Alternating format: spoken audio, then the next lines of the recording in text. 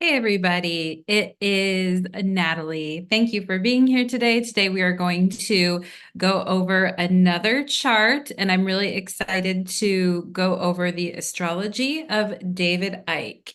And let me go ahead and make sure that the technology is up and running before we get going here. I'm going to share my screen as well. Let me go ahead. To go. Amazing. Okay. I am up and running, so I am going to share my screen. Let me go ahead and do that. Perfect. Okay, thank you so much for being here. And if you're watching this video later, etc., thank you for joining. I do appreciate you supporting my work. And if you are interested in personal astrology readings with me, you can certainly book those. And I will be leaving a link to my website in the description box below. But without any further ado, let's go ahead and get into David Icke, and I called this video Shape-Shifting Lizards, the Astrology of David Icke. Now, maybe some of you have not heard about him yet, but I'm sure if you're in the New Age community or you know anything about conspiracy theories, you have heard about David Icke. And here's a picture of David Icke. He was born April 29th in 1952. He's 71 years old. He's a British lad, and he grew up as a football player, and which is like a soccer player. We would call football soccer player. But anyway, he is a former sports broadcaster turned writer slash reporter slash conspiracy theorist. And he's probably one of, I would say, the most famous conspiracy theorists out there. And he had started with his conspiracy theories back in the 80s, the late 80s and early 90s, but also due to the pandemic, his work in the year 2020 like really came out on the scene again.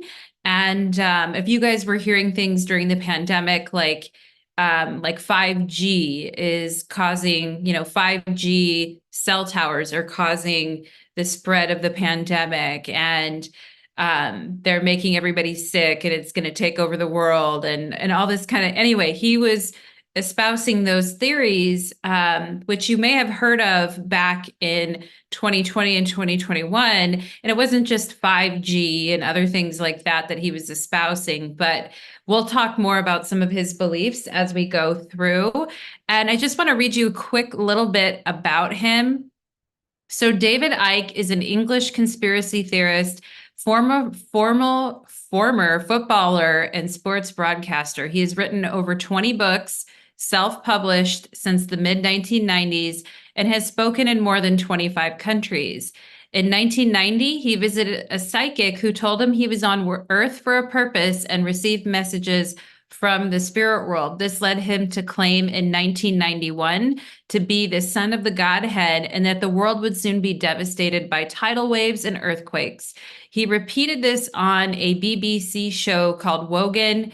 His appearance led to public ridicule. And he was a guy before that who was a popular sports reporter. Like he had reported for the BBC, which is a major, news outlet in the UK. And he was a well-respected footballer, and people knew him because he was a reporter and he did report on sports. So when he came out in the early 90s and was like, I'm the son of the Godhead, the world is going to be destroyed by tidal waves and earthquakes and da da da, people were kind of like, what's going on? But there was a lot of public ridicule. Books that he wrote over the next 11 years developed his worldview of New Age conspiracy. And a lot of the reaction to his work, a lot of people felt was based on anti-Semitic fabrication, and a lot of current like neo-Nazis post 2020 have really kind of glommed onto his work as a kind of that they like it or they think it somehow like supports their worldviews. And so there's always been this kind of like anti-Semitic theme running through his work that he does, but these days he like really vehemently denies it, or he doesn't really say that he's anti-Semitic, but a lot of his work has inflamed like the far right and the neo-Nazis, which is very interesting. And his big claim is that there's an interdimensional race of reptilian beings, the Archons or Anuki, who have hijacked Earth. Further, a genetically modified human Archon hybrid race of reptilian shapeshifters, otherwise known as the Babylonian Brotherhood, the Illuminati, or the elite, manipulate events to keep humans in fear so that the Archons can feed off the resulting negative energy. Basically, for those of you that have ever seen the movie The Matrix, do you guys remember The Matrix from early 2000s? Basically, like the humanity was enslaved because of these machines, and then the machines were feeding off the people and using people as enslaving people and using their energy. And basically, his theory is similar to that. And I think it's really important to point out with David Icke's work that this is not a new theory. Like there's been other like New Agers before him that have kind of trotted out this theory. And it's been around in like our stories in history for a while. But David Icke really got even more popular once COVID hit, as I mentioned, because of his theories about what was going on with that.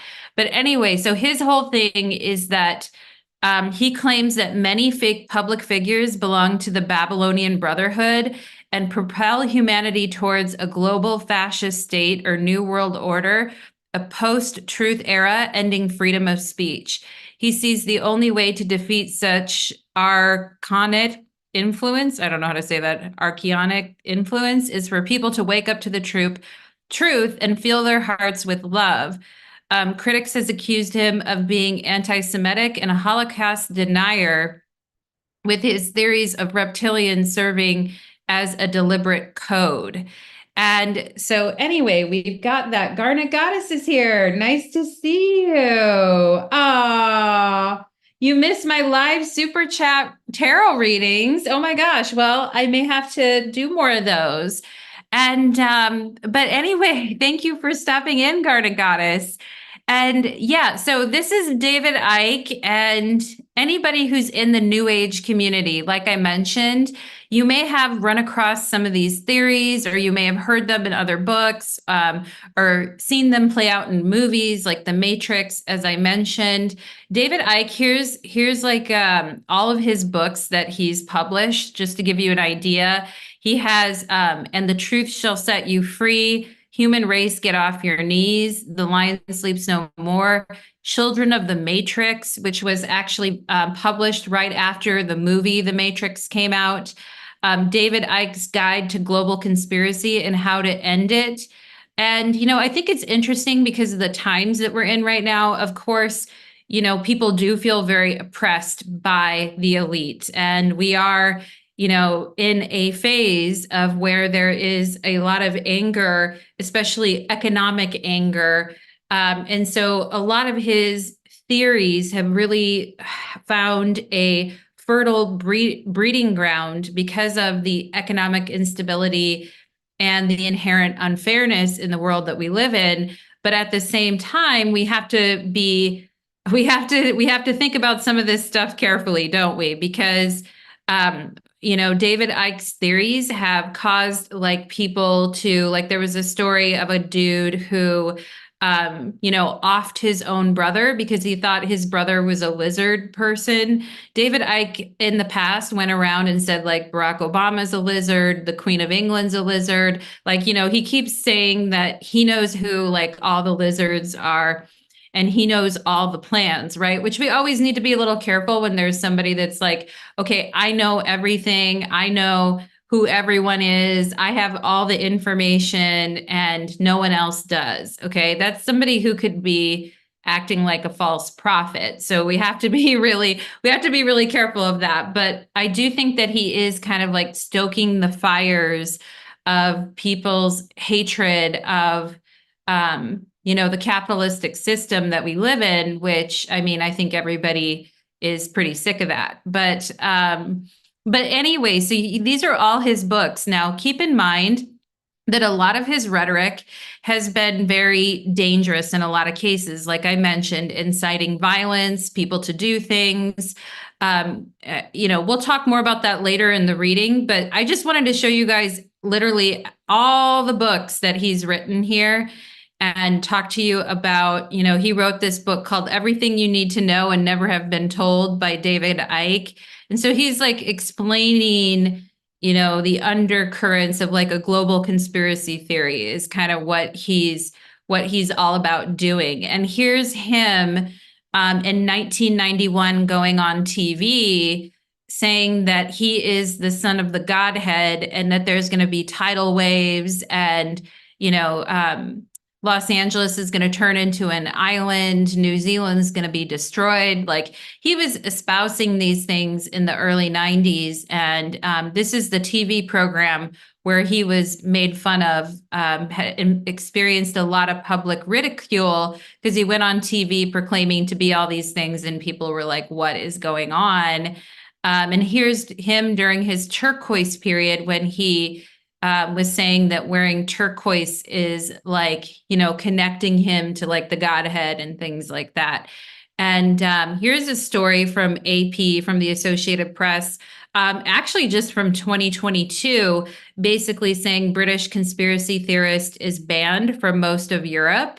And it says the government of the Netherlands has banned David Icke from entering most of Europe for 2 years amid his fears of his planned presence at a weekend demonstration in Amsterdam would spark unrest. Like his speeches and what he's saying and what he's doing is going to cause people to really go wild.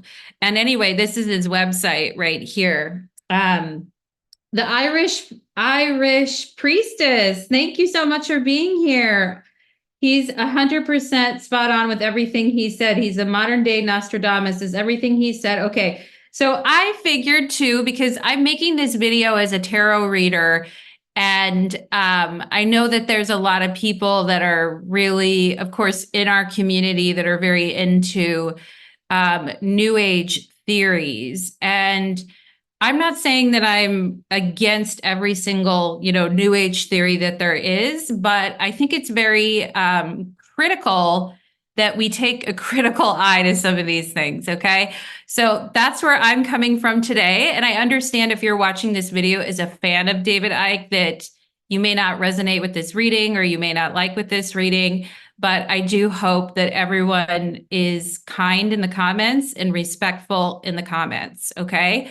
So let's go ahead, and with that being said, I knew that this video was going to cause a little bit of controversy, but that's what it is in life sometimes. Okay. So, and I think once you see his chart, it's really interesting because if we want to just come at this from a purely astrological perspective without any bias as to whether he's right or he's wrong about his theories, and honestly, first and foremost, as an astrologer, I am interested in the astrology. I'm not interested in if his theories are right or wrong, because that's a personal belief, and I have my own personal beliefs, and I'm sure people that are watching have their own personal beliefs as well. What I'm here to do is to present the astrology behind the man. Now, one thing we need to keep in mind when we're looking at somebody's astrological chart is we need to keep in mind that the astrology chart is showing us how they're going to view themselves. So we have to be careful that we don't put our own projections on somebody else's chart, because their chart is deeply personal and is going to reflect how they see the world, not necessarily how we see them, but how they experience the world. And, it's hard sometimes when we're doing charts of people that maybe we don't agree with ethically, or, maybe we don't appreciate the viewpoints or whatever. But we still have things that we can learn from it. So everybody who's watching, thank you for being here, and thank you for your interest in David Icke and your interest in this reading. Let's all keep it nice and above board. But let's go ahead and begin, okay? And I'm just going to grab a quick drink of water. Okay, so with that being said, let's begin with the astrology. So we have David Icke is a Libra rising. Let me point that out to you guys right here. Okay, he's a Libra rising. He has a moon in Cancer.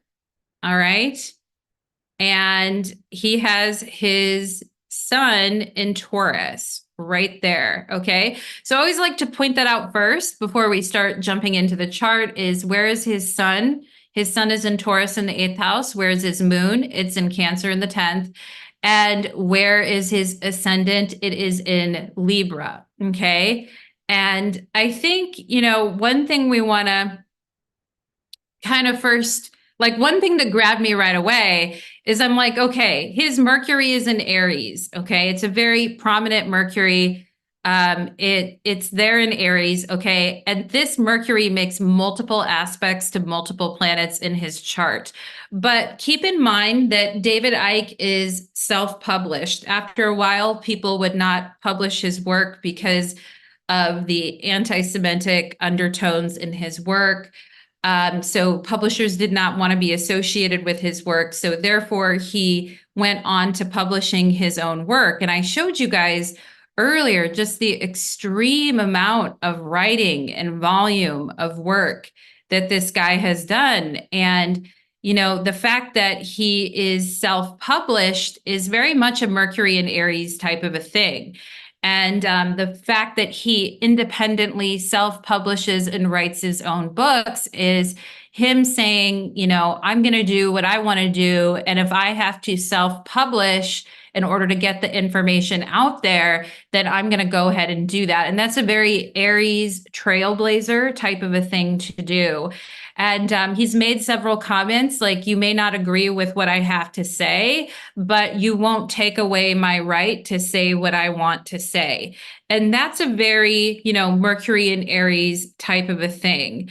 And he also has this Mercury is in a square to Uranus.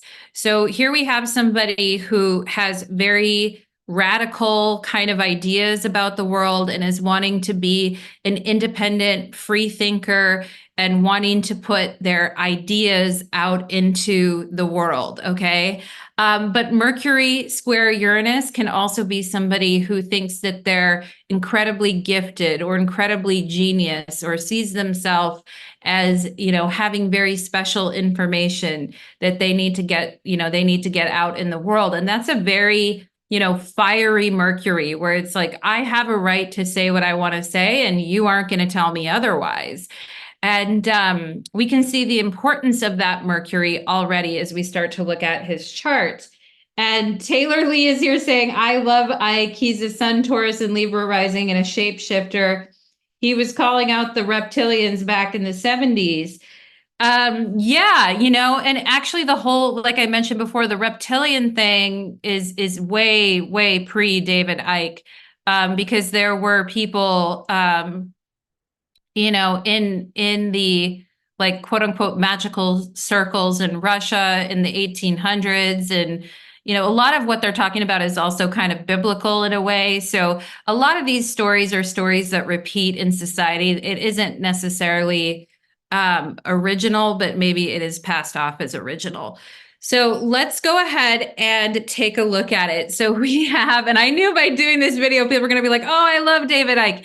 And granted, what's interesting, Taylor, is that I'm a Libra rising and I also have Sun and Taurus in the 8th house, but I am definitely not the son of the Godhead. I will tell you guys all that right now. So let me go ahead and get into the reading. And first, I want to start out with I'm just turning my pages here. I want to start out with the Libra aspect of his rising sign. Okay. And in astrology, Libra means to weigh, to ponder, or to make a judgment, or to ponder a judgment. So this is somebody who, is judging the world through their filter, and there is a advice giving aspect to Libra, okay? And there is an aspect of Libra of needing someone to listen to them, giving advice, and then they're the ones kind of pondering the evidence.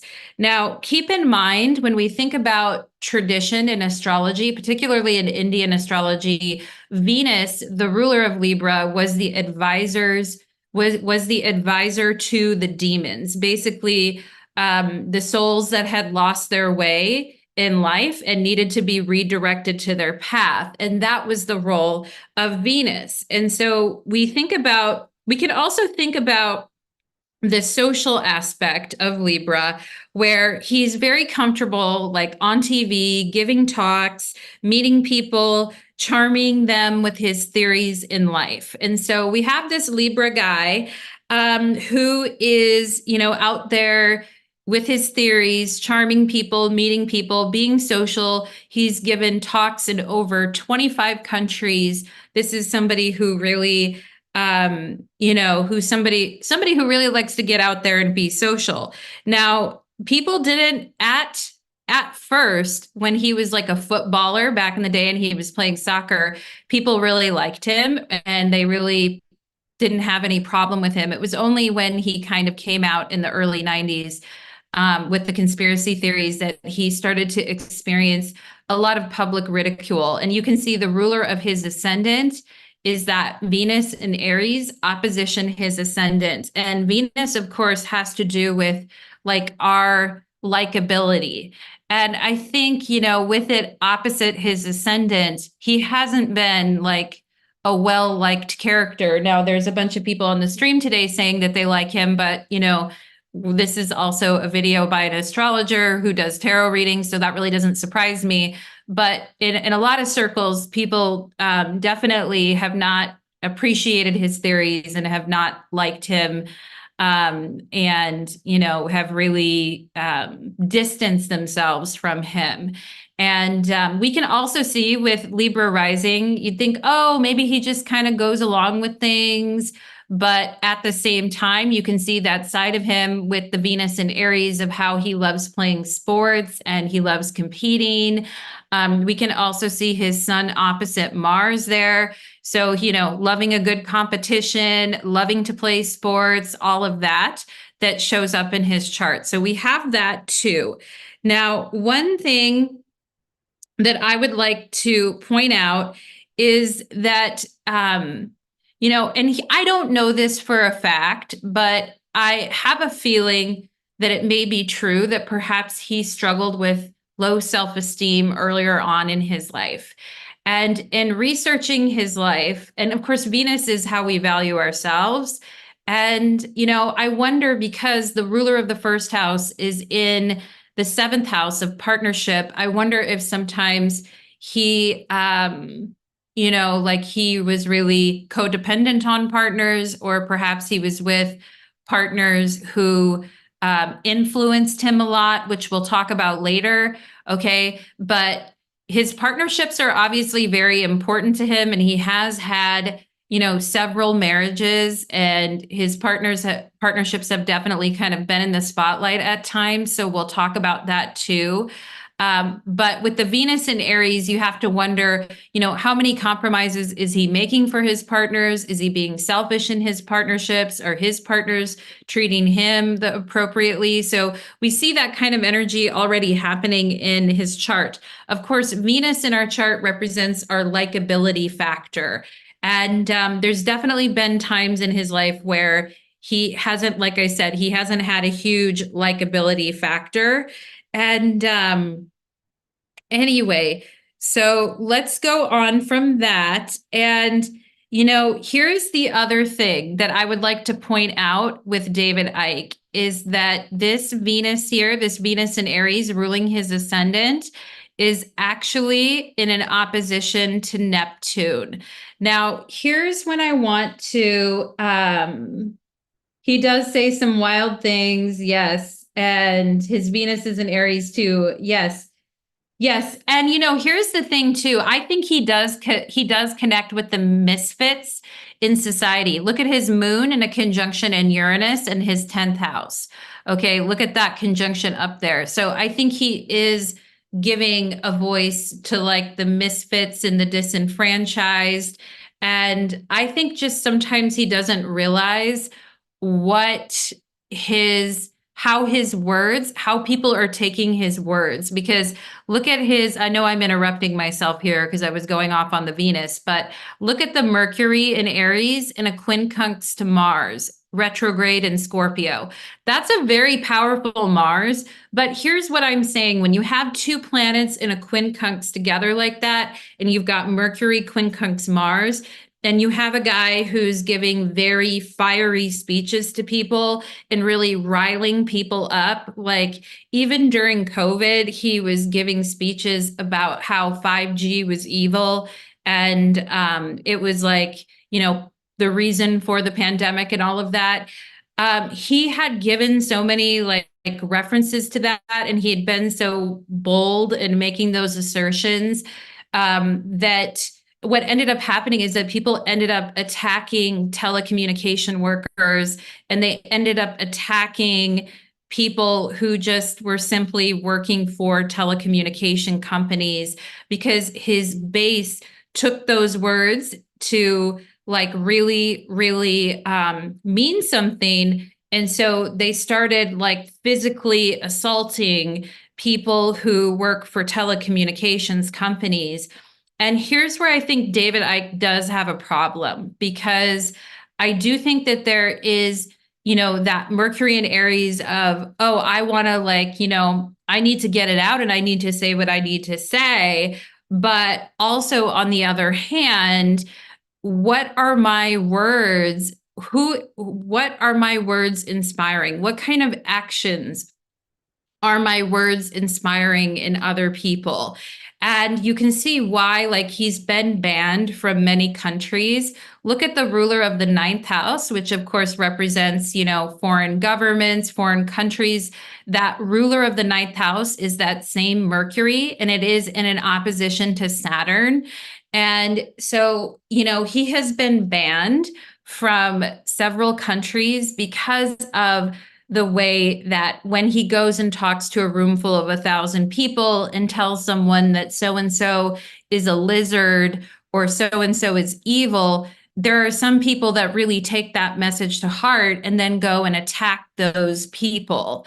And, so I do think there is a problem there. And it may be a problem in his life because you can see Mars retrograde in Scorpio in the second house. And a lot of what he is talking about, a lot of his anger is directed at like the banking industry and the global elite. Now, keep in mind that the second house, this Mars in Scorpio retrograde here is the ruler of the second house of money, and it is in a quincunx with his Mercury. And keep in mind also, too, that David Icke grew up very, very poor. And I'm going to talk more about that, about how he grew up in the beginning and, how his, which a lot of us have. I mean, a lot of us have grown up with not a lot of money, hating the system that's kind of kept us down and everything.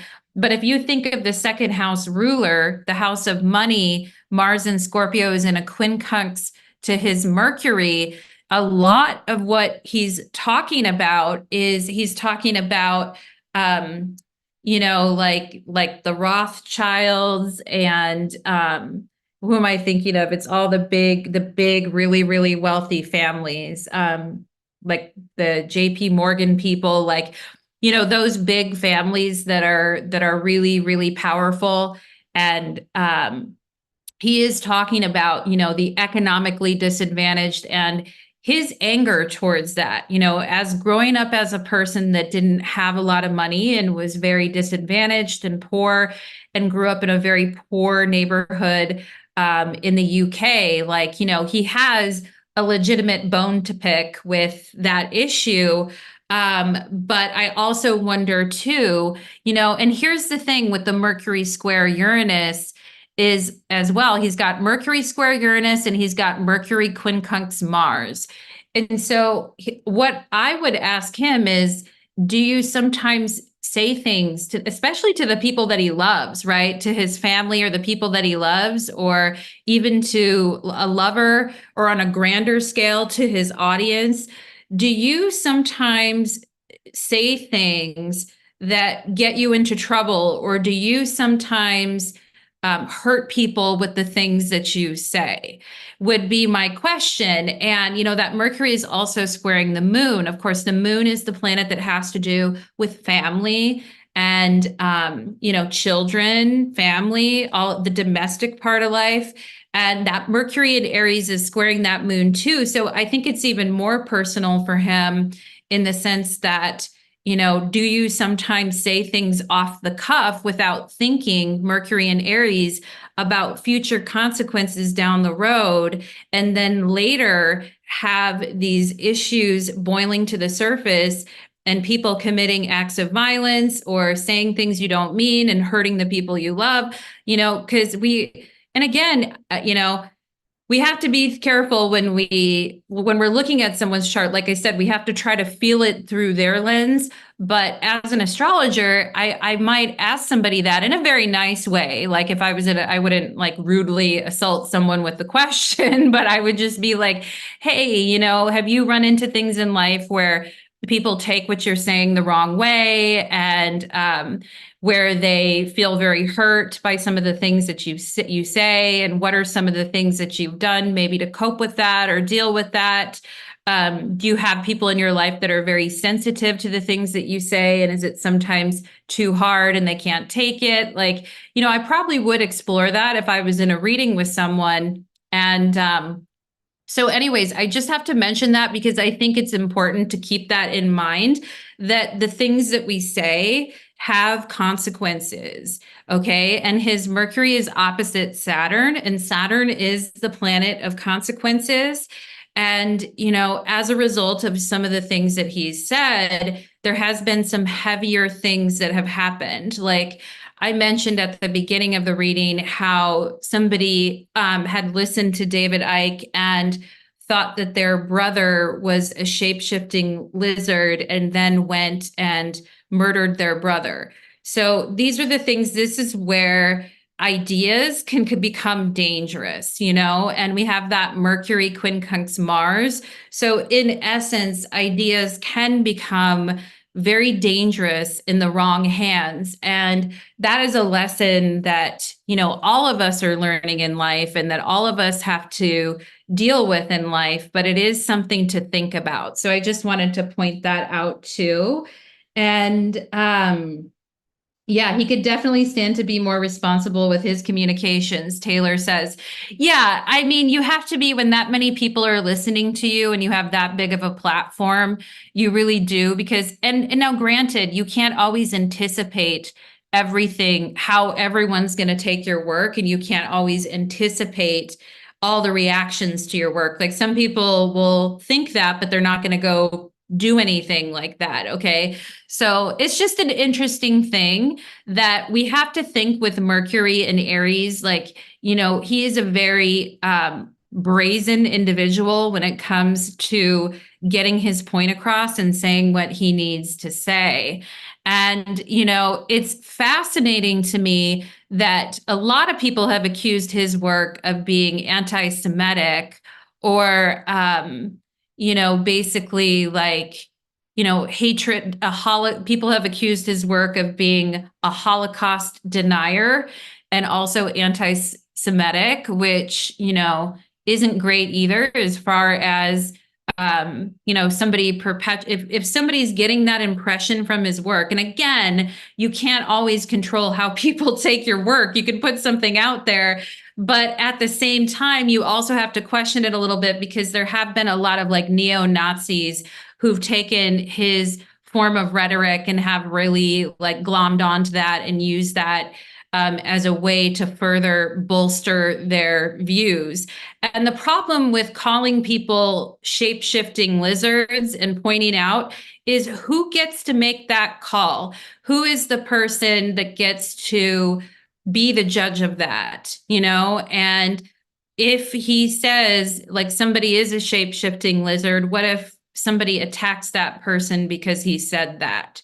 Right. So I think, you know, like his anger, you know, having grown up the way that he did, having suffered the way that he did, his legitimate, you know, anger and feeling of powerlessness, right? Mars in Scorpio retrograde, quincunx is Mercury, his general feeling of powerlessness and anger from growing up in that economically disadvantaged way, you know, maybe fuels a lot of that fire. But then again, he's not really thinking perhaps the consequences of the things that he's saying.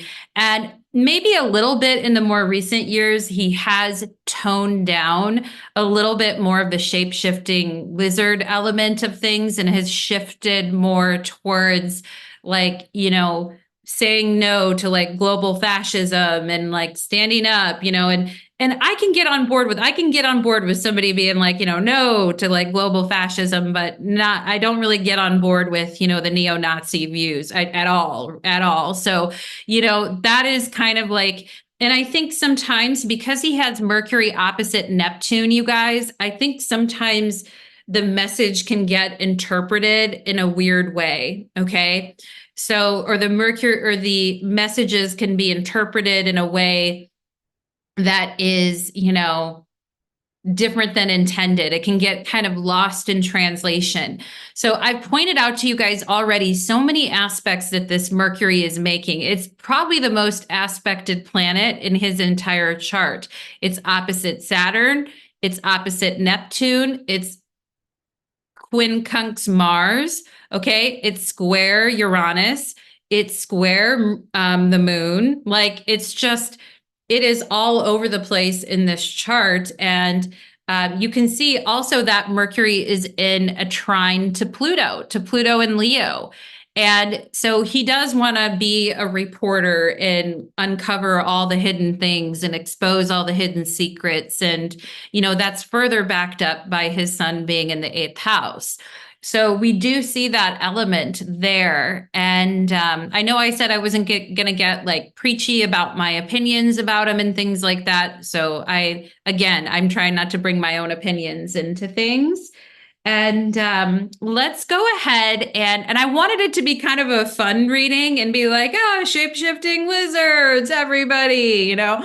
But I knew it was going to probably get a little bit serious too. So let's go ahead and talk a little bit about how, you know, how basically let's talk about where do I want to go next? Let's talk about how he grew up and how he grew up in some very, very poor conditions in his life. Okay. And I think right away that you can tell by looking at his chart, even if you just look right at his first house there, we have Saturn in Libra retrograde and we have Neptune in Libra retrograde. Now, Neptune is in a conjunction with his ascendant. And like I said, it's opposite Mercury. Now, other conspiracy theorists like Alex Jones and things like that, who was assessed a $1 billion fine for by a judge for trying to imply that Sandy Hook, that the shooting at Sandy Hook wasn't real and all of that. It's interesting with conspiracy theorists because some of them do have Mercury Neptune, either squares or oppositions to Mercury Neptune. And I have taken a look at Alex Jones's chart before, and he has a very prominent Mercury square Neptune, and he is a Mercury rising, or he's a Gemini rising. So it's very prominent. And also David Icke has it too. He has Mercury opposite Neptune from his first house to his seventh house. And, you know, Mercury Neptune could be like somebody who is very good at like coming up with fantastic tales and stories, and somebody who has like a very imaginative mind, and somebody who is like a fantasy writer. And, you know, I'll point out his books to you guys again, right? Like you've got Children of the Matrix, Human Race, Get Off Your Knees, like The Dream, you know, this is all very Neptunian. global conspiracy, which of course really speaks to his Mercury trine Pluto. But yeah, the biggest secret, Mercury trine Pluto again, children of the Matrix. Okay. And his whole thing, let me read you guys a quote because when I looked at his chart, I was like, oh my God, like the quote is for real. Like I literally almost fell off my chair when I read this quote. Okay, so he has a movie out on Apple TV that I actually watched. I think it was called Renegade Mind or something like that, which is so funny, obviously, because he's got the Mercury square Uranus, like, Renegade Mind, of course. But anyway, you guys take a gander at this Saturn Neptune in his first house. And here's a quote from David Icke. Physical reality is an illusion, and what we think is the world is a holographic simulation or a matrix. Okay. Now, let me read that again. Physical reality, Saturn, right? What planet represents physical reality and having to be on this planet and accept the rules of this planet, gravity? You need to eat, you need to brush your teeth, you need to sleep at night, you'll go crazy if you don't sleep. Like Saturn is really putting us all in a container and saying, guess what? You live on Earth, you have to abide by the rules of Earth, and there is a physical reality that we have to adhere to as humans who have our feet on the ground.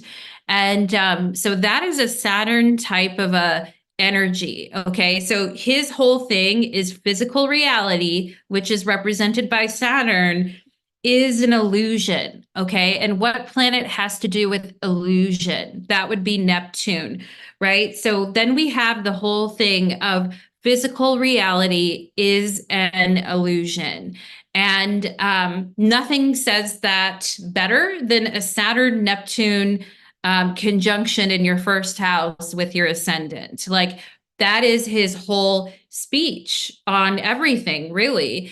And, he talks about like, love is the vibration that we want to get into, and we want to get into a vibration of love. Notice that Neptune is opposite Venus, which I agree with. Love is an amazing vibration, and let's all get into the vibration of love. Hell yeah. I'm down with that.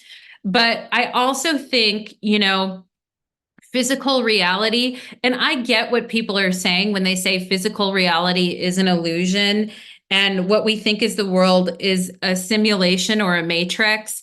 I think that is very Saturn Neptune. Now, one thing with Saturn Neptune, we have to be really careful that we're not discarding reality. We have to maintain a balance, right? And Libra has to do with maintaining a balance, right? We have to maintain a balance because it's not like there's no physical reality. There is a physical reality, and I'm sitting right here, and it's physical reality. There is a physical reality, but there also is a spirit realm as well too, which I very much ascribe to, and as a tarot reader connect to all the time. So I know that it's there and I know how it feels. But at the same time, we can't really deny that we're sitting here and we need to brush our teeth and wash our face and take a shower and, go to work and make money. And I know it blows, and I know we don't like getting up for work, and we don't like getting, I know it all blows, right? And I think Saturn Neptune is like maybe wanting to escape reality. And it's kind of like, I don't like reality. I don't want to be a part of reality.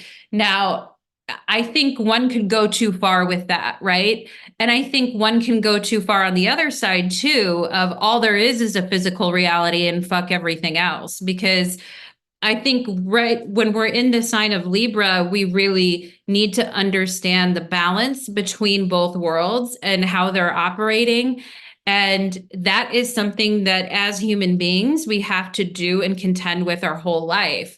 Now, he may not be trying to say that there is no physical reality. I don't really know, like, if he truly believes that underneath it all. But what he is saying is that physical reality is an illusion, and what we think is the world is a holographic matrix or simulation. So we're walking around with our feet on the ground, feeling around, and it's like, wait a second, this isn't reality. I'm in an illusion. Now, that can be a very jarring experience in life. And, here's the thing that I find like oddly very human about David Icke is I think a lot of the reasons why he came to this worldview was through his suffering.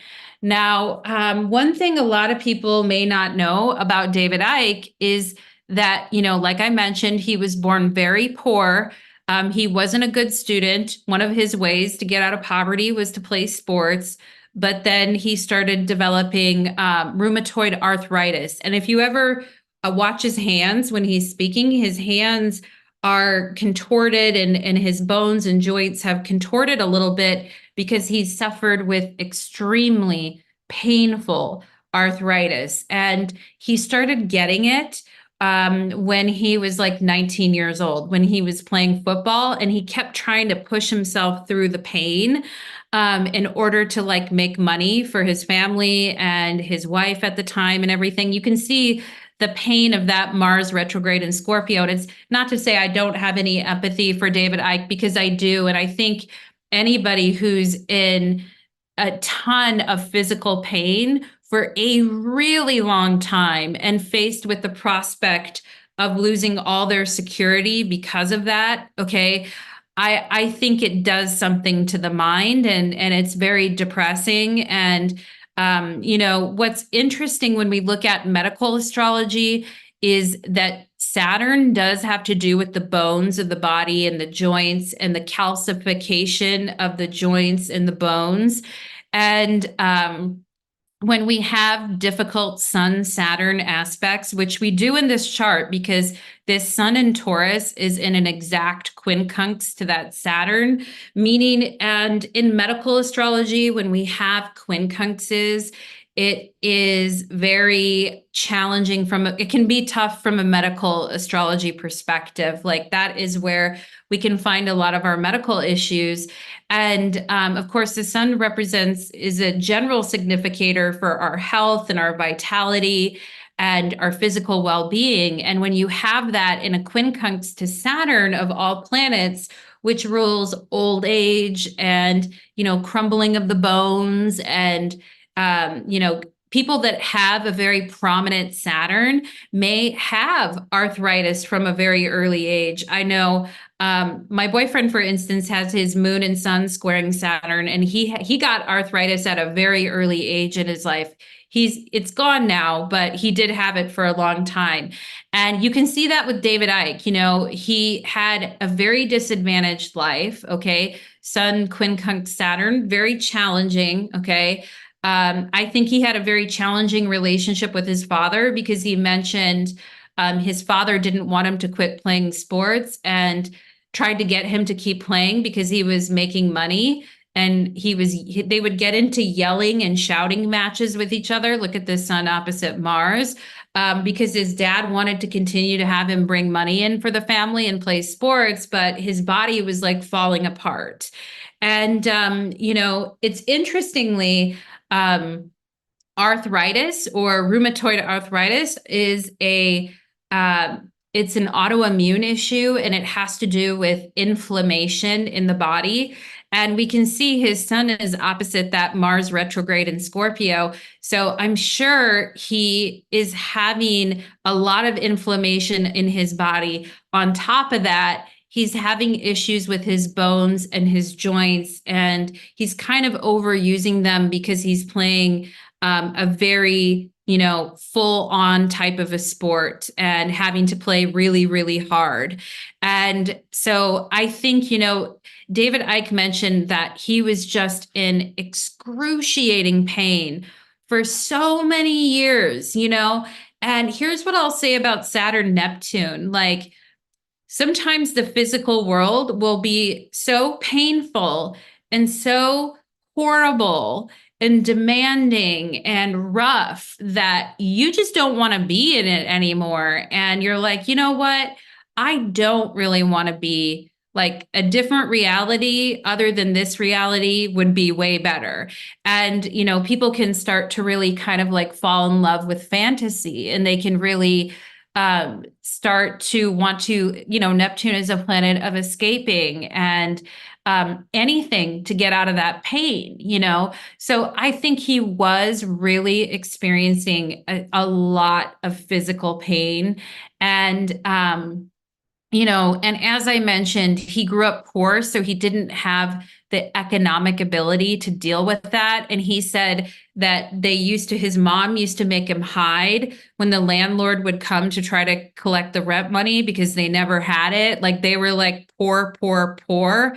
And you can see there, we've got Chiron in the fourth house of family, and Saturn is ruling that fourth house of family, and Saturn is rising on his ascendant. And, what's very interesting to me is instead, because I've studied the charts of quite a few people now, not all celebrities, obviously clients, and then friends, and then acquaintances of friends.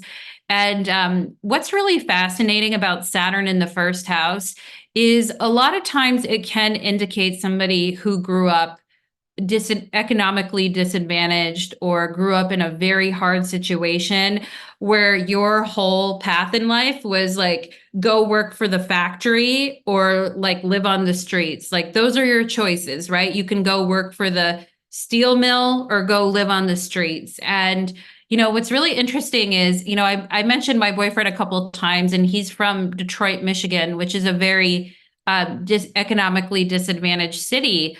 And it has been for a while in the United States. And, he grew up in a very like poor neighborhood, tough circumstances, and all of his friends did too. And all of their fathers worked for the steel mill, and they all worked, that's what they did. You graduated from high school, you went and got a job at the steel mill, and it was hard work, hard, hard, hard work. And, I looked at the charts of some of my my boyfriend's friends because I had some of his charts of his like male friends, and a lot of them had Saturn rising. A lot of them did. And, they came from a poor, economically disadvantaged area, and your option was go work for the factory or go live on the streets. Like there just wasn't a lot. And I'm even reminded of like Britney Spears as well, who has Saturn and Libra in her first house. And I did her chart and analyzed her chart on this channel. And she grew up very, very poor. Her dad used to go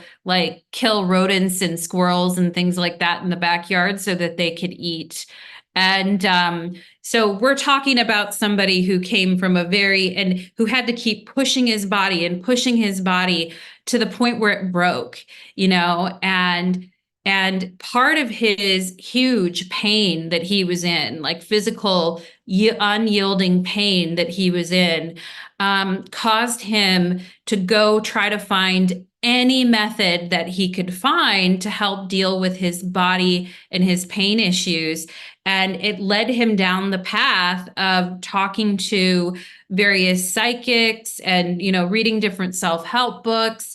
But, when he went and he was trying to figure out what was going on, and because nobody could fix him, nobody could help him. And he was just living with this chronic illness and this chronic pain. And of course, Saturn does represent chronic illness and pain. And Neptune oftentimes represents illnesses that are very hard to diagnose. And so he grew up with that heaviness. He grew up with that sorrow, that disappointment, that heaviness. Look at the ruler of his fourth house of family, square Chiron in the fourth house right there. Also look at his Saturn, which rules the fourth house of family, squaring his moon square Saturn. Okay. So that is already saying, growing up in very depressed conditions, growing up in very poverty-ridden areas, okay? And, really probably also struggling with some depression or mental illness. Sometimes when we see the moon square Mercury or making a difficult aspect to Mercury, that can also be an indication for mental illness. And for those of you that are watching here, this moon in Cancer square Saturn, square Chiron, square Mercury, this is making a grand cross, okay? So this is a huge aspect pattern in his chart, and it is a very difficult and challenging pattern. Now, We're going to talk more about this difficult and challenging pattern when we talk about some of the public humiliation that he's faced, because Saturn and Chiron are definitely two planets that can indicate public humiliation. And so we will talk about that, but I just want to keep looking at this Saturn Neptune combination for a little bit, because I think it's very heavy. I think this is a challenging chart. I think he's had a difficult life.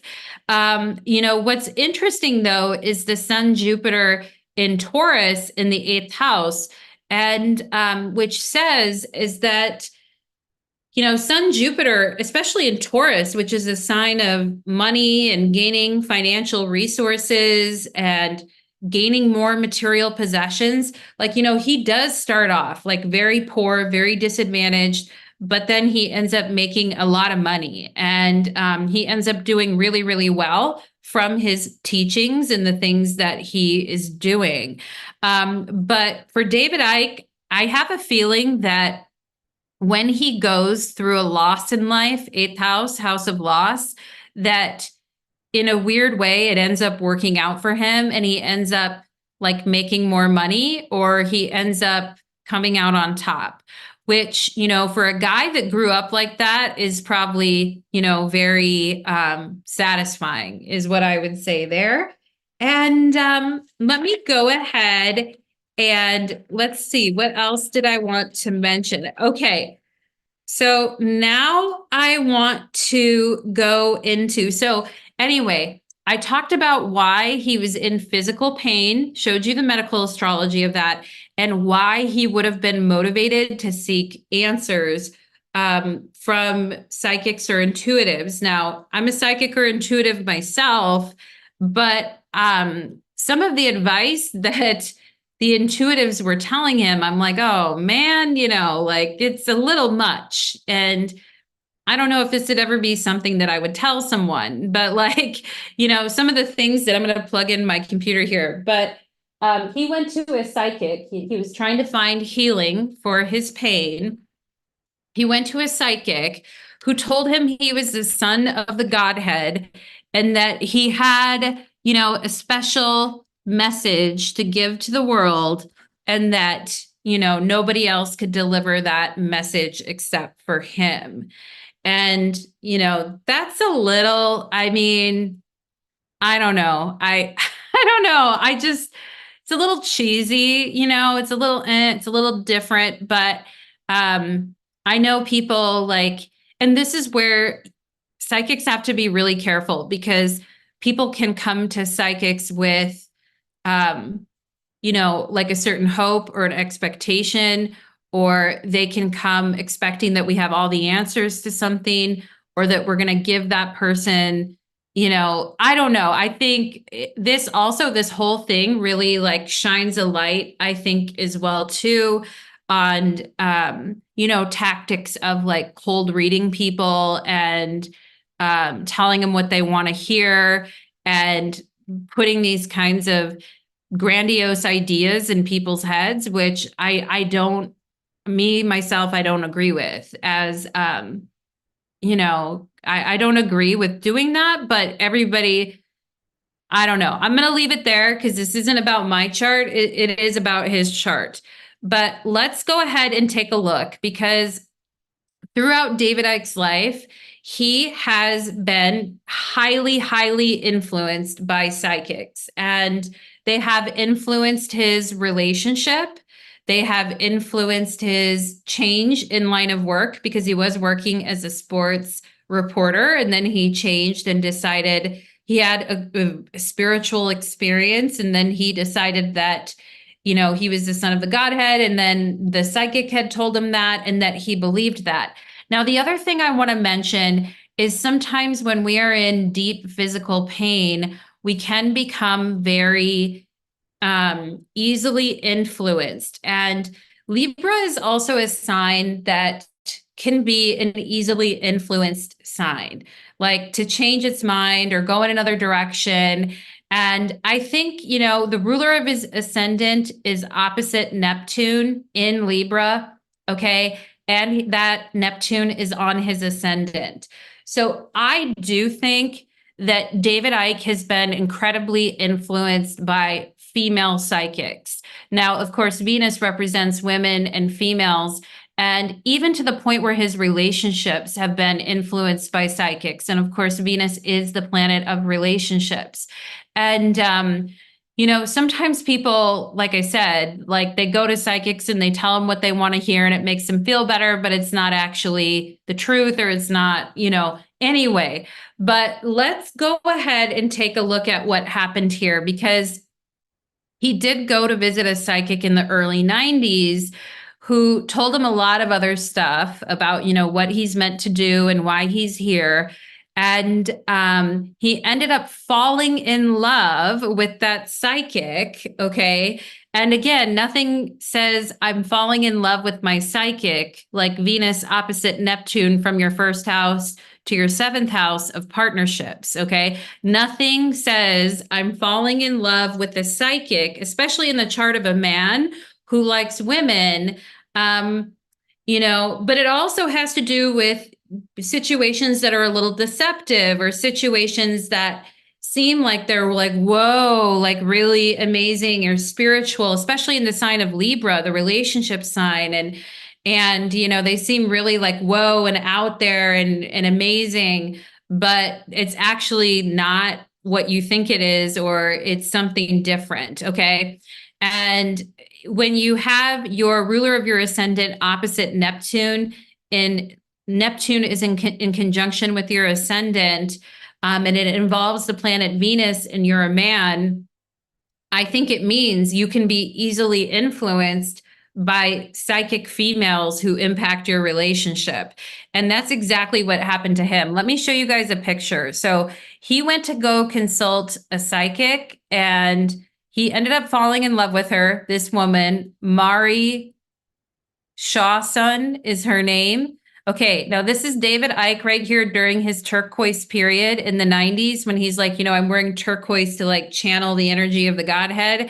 And here's his wife. Okay, this is his actual wife, and this is his daughter. Okay, and this is a psychic named Mari that he went to see, that he got a vision that she should be in his family with his wife. And at one point, this psychic came to live with him and his wife as his girlfriend, or as his partner, along with his wife.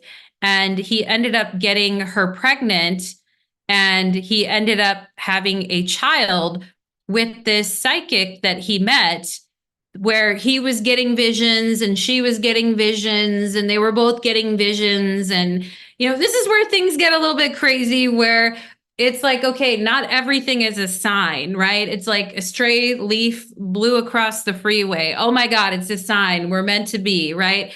But the wife like accepted her in the household, but once she got pregnant and had David Icke's child living in their house, then I think she was like, oh, hell no. And then was like, get out of the house or whatever. And then David Icke never really spoke to this psychic again. And the psychic was like, didn't want him to have anything to do with her child. And so there's this whole thing going on. Okay. So that, my friends, is a straight up messy shit show right there. And nothing says I'm in love with my psychic who's a female, like I said, like a Venus opposition Neptune conjunction the ascendant. Okay, so that's a really interesting signature right there. And I was like, whoa, okay. But you could also see how, with Neptune conjunction his ascendant, how mediums and psychics and things like that have influenced him. And at one point, I think he was with his third wife or second wife, not the psychic that I showed you, but another woman who another psychic had predicted that he would end up with an American woman. I think it was in a purple dress, but she was wearing a yellow dress or something, but there's this whole story behind it. And he ended up getting with this woman, like I think it might have been his third wife. Her name was Pamela. And a psychic told him, like, you two are meant to be together. or you two are going to be together. And so then when he met her, he was still married, etc. But he just fucking went for it because he's like, a psychic told me that. So then he went for it and he started dating her. But then when she finally moved over to the UK, this is high drama, you guys. So then when he moved over to the UK, he talked to another psychic who told him that Pamela, the American woman that he met that interrupted his marriage, that he was currently dating and with, this is a different one. This is a different psychic, different woman, by the way, told him that that woman was wrong for him and that she was interrupting his work and that she was bad for him from a spiritual perspective, that she was bad for him and that she was, like a lizard person. Okay. So he then went ahead and told I think it was his third wife, excuse me if I'm wrong there, second or third wife, he told her, like, you're turning into a lizard and you look differently to me and you're shape shifting and you seem different to me, right? Venus opposite Neptune. If there's any planet that is associated with shape shifting and like, whoa, I can't see what you're becoming, it's all turning hazy, that would be Neptune, right? So when we have Venus opposite Neptune, he's like, I can't see you anymore. Like, you're turning into a lizard and I don't want to be with you anymore because your face is shifting before my eyes and you look different and now you're a lizard, so I can't be with you. And she talked about it, like Pamela has spoken out about it, and she said she felt very confused during that time. Like, he didn't know what he wanted. Surprise, surprise, ascendant in Libra with Neptune opposite Venus. He didn't know what he wanted. She said she felt like she was being attacked with aggressive thought forms during that time. And of course, we have the Mercury in Aries. I'm being attacked by aggressive thought forms. Okay. And again, the Mercury in Aries, quincunx Mars, aggressive thought forms. And so, yeah, that is a problem. And the way that psychics have influenced David Icke and the way that they have shaped his viewpoints, particularly when it comes to his relationships, to the point of inviting a psychic to be in a polyamorous three-way with his wife, who kind of knew what was going on, but didn't really know what was going on. And then she got pregnant and had a baby. And then the wife got mad. Like, there was a lot of things that came up between this back and forth. I'm talking to a psychic who's telling me this and that. Now, David Icke also, he still had a crush on a girl that he went to high school with. And he kept talking to psychics about her. And this is relatively recent, within the last couple of years.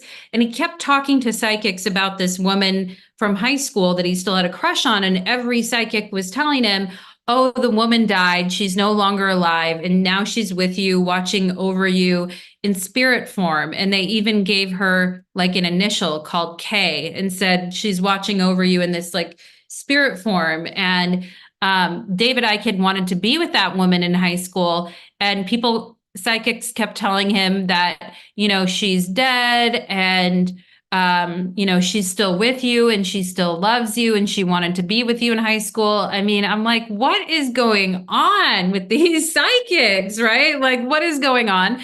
And anyway, but what ended up happening is he ended up hiring a private investigator to try to track the woman down and find out if she was still alive. And lo and behold, the woman was still alive. And, somebody reached out to her and said, do you mind if David Icke like reaches out to you or talks to you? And she's like, no, I don't want to hear from him. Like, I don't want to talk to him.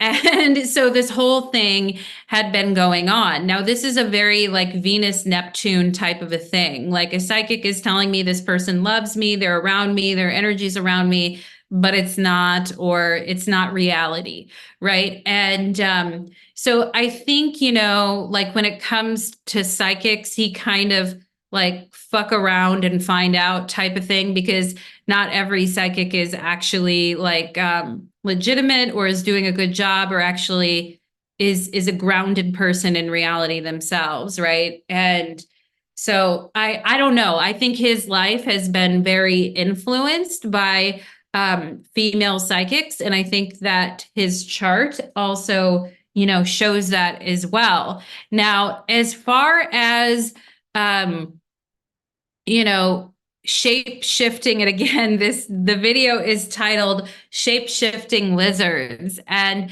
so I just really want to bring home the fact that, Neptune, if you were to think of what planet rules over like shape shifting lizards, okay, that is a Neptune thing.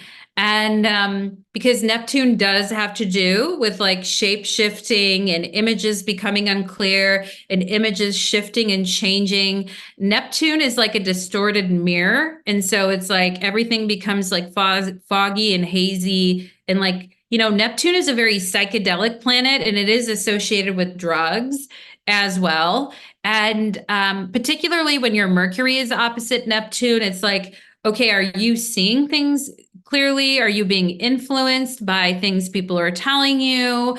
Are you believing your own stories? And again, like I said, Mercury Neptune could be amazing for like a fantasy writer or a sci-fi writer, or, somebody who's like writing Harry Potter or some, things like that, writing about magic, writing about fantastical worlds.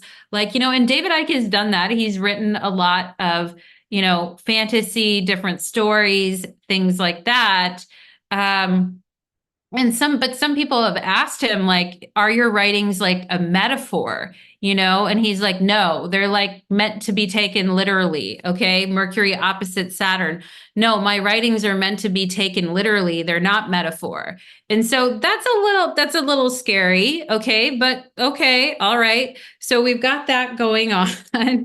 And anyway, but like I said, I mean, I think he came to all of this by way of suffering, by way of, feeling like crap and trying to find solutions for himself.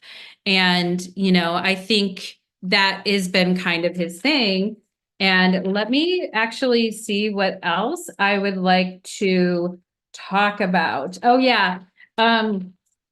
Psychics were telling him that Socrates was taking an interest in his life, and that various powerful figures from the afterlife, like powerful figures, were trying to reach him, to communicate with him, to give him messages.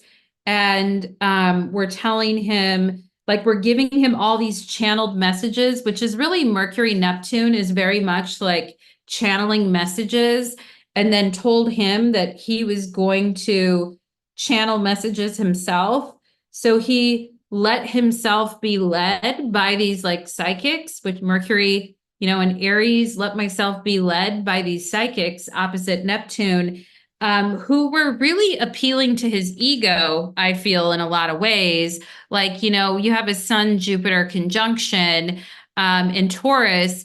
Maybe secretly he actually thinks he's I don't know, maybe secretly, like, I mean, everybody likes to have their ego stroked every now and then, but you go to a reading and you hear, oh my God, all these powerful figures from the afterlife are trying to communicate with me. And, I'm the Godhead and I'm supposed to be, spouting these messages, which, unfortunately, I mean, maybe, but there's also a lot of ego and hubris and, a lot of entitlement in that as well. And a lot of people might be embarrassed to admit that, because it would automatically make them a target for like ridicule. You know what I mean?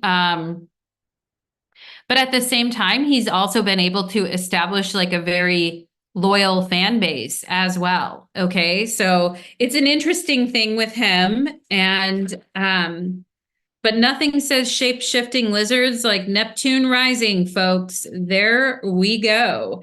And yeah, his ex-wife said that a psychic influenced him against her, and that he said to her, your face has changed. You look different, meaning she's turning into a shape-shifting lizard. Okay. And anyway, so that is, and calling yourself like the son of the Godhead. And then on his books, it's like, the book written by the man who's been proven right many, many times over. I mean, we all need a healthy self-esteem in life, but it's kind of a lot. Sometimes Sun Jupiter can kind of be a lot. It's like I'm the Godhead and I'm pointing out all the lizards and no one else knows except for me. It's a little out there, but I'll leave it up to you how you guys feel about that. Now, so I mentioned how he really struggled. He said he really struggled as a lad, as a young boy, and he really suffered and he really was trying to find ways to escape that suffering. We talked about that. And we talked a little bit about how elusive Neptune is as a planet and how Galileo originally could not prove that he saw Neptune. He thought it was a fixed star and it kept changing and actually couldn't be discovered with the naked eye anyway. But when we have Neptune, it can cloud our psyche and it can make blurry images where we're not seeing clearly. Also, Neptune can indicate a certain level of gullibility, like being gullible and kind of like believing in stuff and just going with it, right? And especially with the Mercury opposite Neptune, it's like, okay, I'm being highly influenced by these psychics, but I'm also a little bit gullible because I've been suffering for so long and I just want to find a solution to this problem.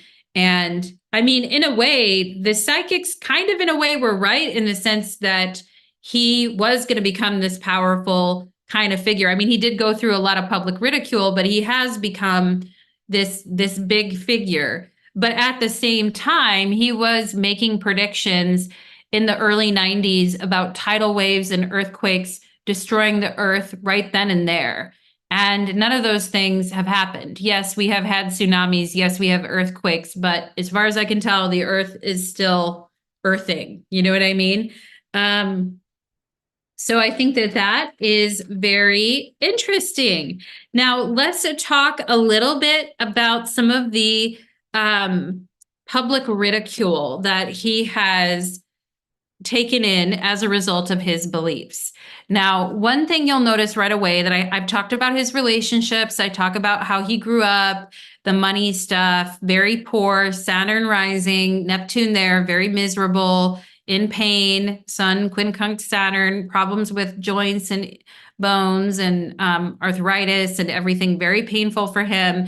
But let's get to the part of his chart that mainly a lot of people see and know, at least on a public level. Let's all take a look at, let's all take a look at that, okay? We've got the moon, which is the ruler of the 10th house of the career in a conjunction with Uranus, okay? And so right away, this is not a guy who's going to have like an average run-of-the-mill career. Like his career is going to be very different. It's going to be unusual. It's going to be unpredictable. Remember, he went from being a footballer to a sports broadcaster to a writer to a journalist. For a while, he was involved with the Green Party in the UK. He looked like maybe he would go into politics, and then he became like a new age conspiracy theorist. And so, very strange, very unusual type of a career, not the same as everybody else, very different. So we can see his tendency to kind of shock the public with the things that he's saying and doing. And there's a lot of people who think that, David Icke is very cutting edge. And it's interesting because Uranus is kind of living on that cutting edge.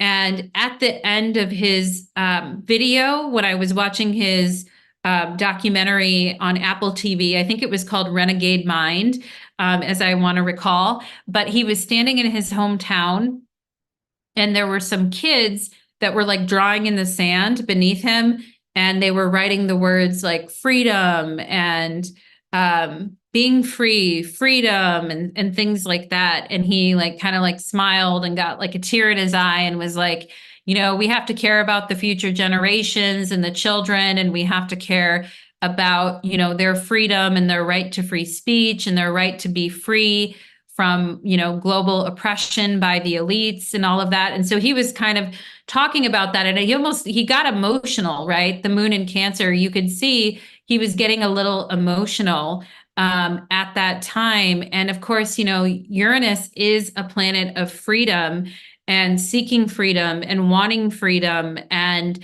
in his mind, he's like, I'm doing this because I want others to be free, and I want us all to be free, and I want us all to experience love, Venus opposite Neptune. I think some of those good intentions are there, but I also think too that, like I said, there's some problems in the chart as well, which I'm not going to go back over. But yeah, so you've got that impulse within him, where at least it seems publicly that he's trying to, do things to benefit the future generations. Moon in Cancer, he's trying to change things and make a better world and help make people feel freer, right? Like freer from the forces that oppress them. And that is very Uranian at the end of the day.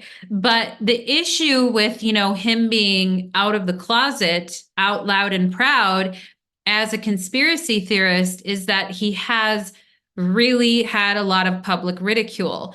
Now, let me show you guys. Here's where he went on the TV show, and he used to wear this outfit all the time because he always wore turquoise, because he said that was like connecting him energetically to the Godhead. And, you can see him wearing the same. I'm like, because I was looking for pictures of him online, and I'm like, why is he wearing the same outfit in every single picture? And I'm like, oh, it's his turquoise period. Like they're all wearing it. And then here's him in the early 90s explaining on BBC British, like national television. And again, a very respected football player, journalist, but he's going on the BBC to talk about his recent spiritual evolution and the fact that he is the son of the Godhead, and Los Angeles is going to become an island. New Zealand is going to become destroyed. There's going to be tidal waves. Earthquakes are going to take out Britain. Like, he was like going through all of it. And this guy who's interviewing him is like, what the WF is going on? And everyone in the audience was laughing. And David Icke was kind of laughing and playing along. But then this guy who's interviewing him was like, hey, they're laughing at you. They're not laughing with you. It like really like, and you could just see kind of everything fall out of him at that point, because like, I think it might've been one of the lowest points for him, because it was like, there's this interview on national television. Everyone knows pretty much a lot of people know who David Icke is. But he talked about how he felt very free after that interview to just be who he is and be whoever he wants. And actually, the interview was probably the best thing to happen to him.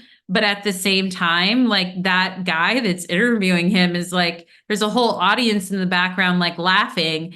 And he's like, hey, buddy, we're not laughing with you. We're laughing at you. Now, that's a pretty cruel comment to make, but it's also pretty cruel to start predicting that the entire world's going to be destroyed when you don't like know that for a fact. I mean, I think it also, like what David Icke was saying about tidal waves and earthquakes and everything being destroyed, and the earth is going to end any day now, like not sometime in the future, but any day now, like that. And going, that is problematic, I think. But so they're both kind of saying problematic things to each other. But I would say probably this guy was being more cruel. But anyway, I'm being a Libra rising. I'm being a judgy McJudgerson. But anyway, let's get back to the chart. So when we go and look at the chart, what we can see, the public humiliation. Now, a couple things. When you're in a chart, and you're looking for what planets might represent ridicule or public humiliation, the two planets that we would want to look at um, would be Saturn, okay, and would be Chiron, okay.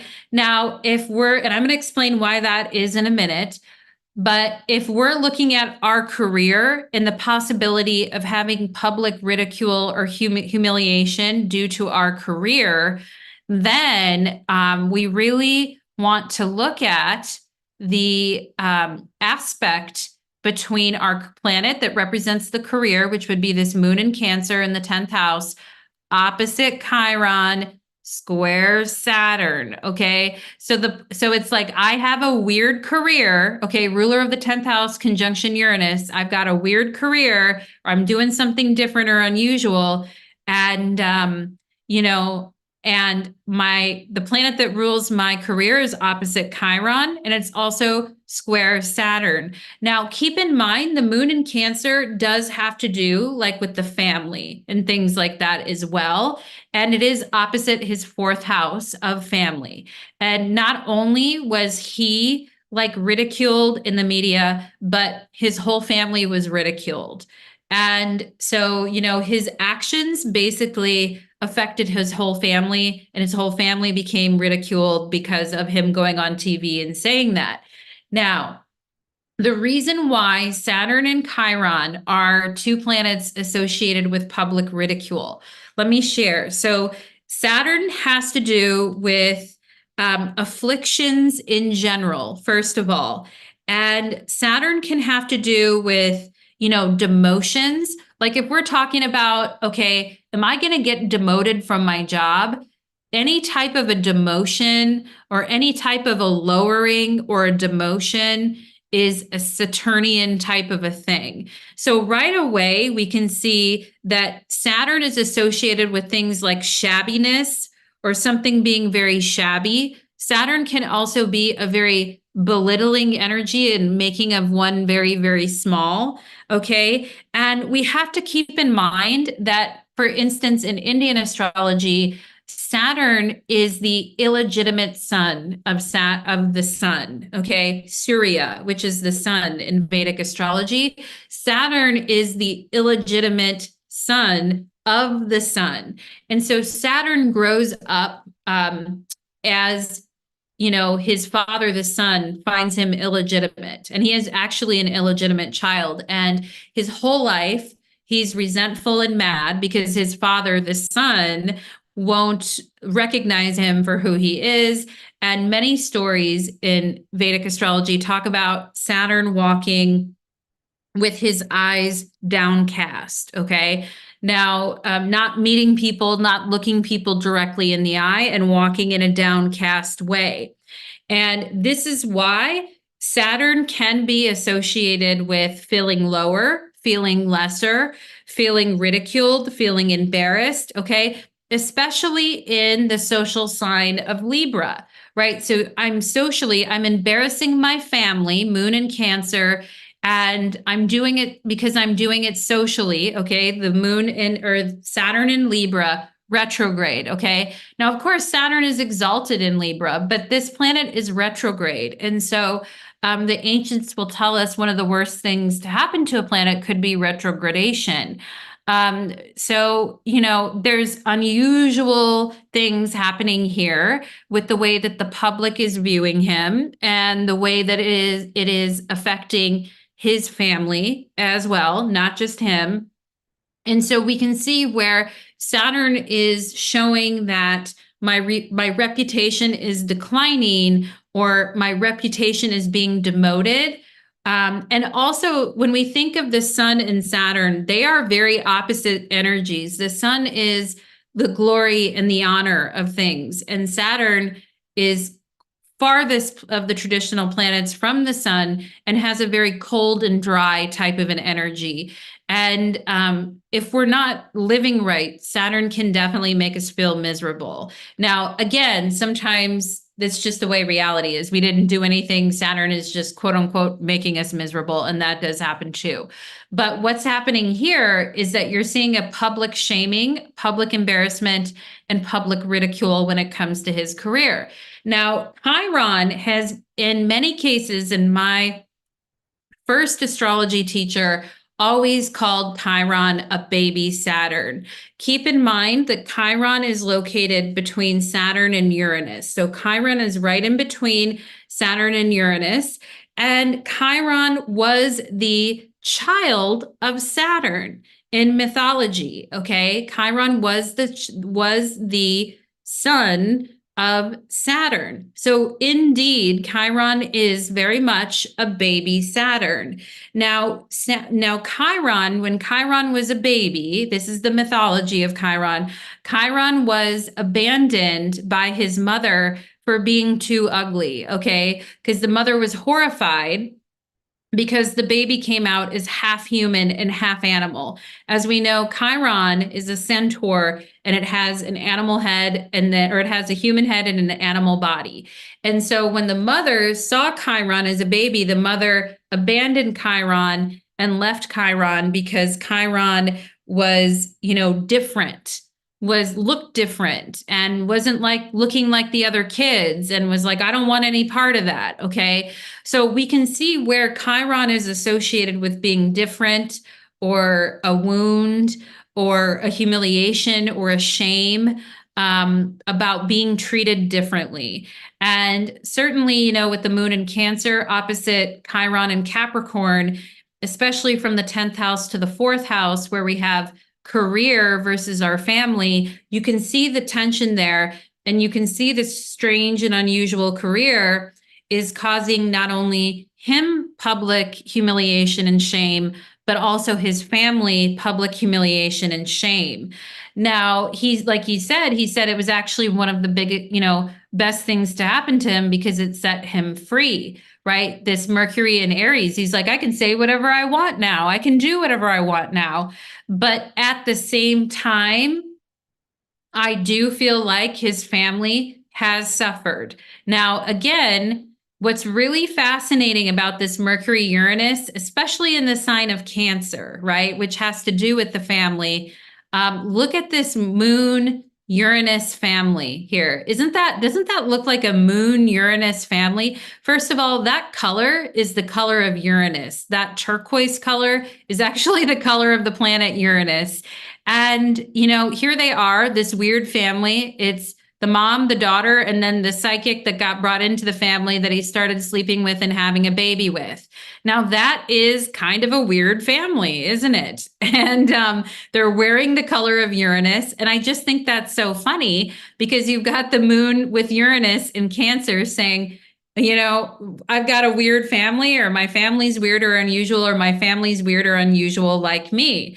And actually, his first wife has kept the books for the business for a very long time. And his kids are involved in the business as well, too.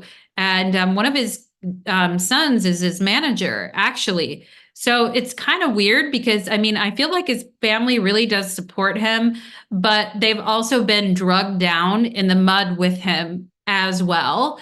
And probably his sons were picked on, when they were in school, because it's like, oh, you're David Icke's son and he's crazy or he's whatever. And so I'm sure those kids really did get picked on or really hurt by others because of what their father was doing. But it kind of looks like a big old Uranian family, if you ask me, as well.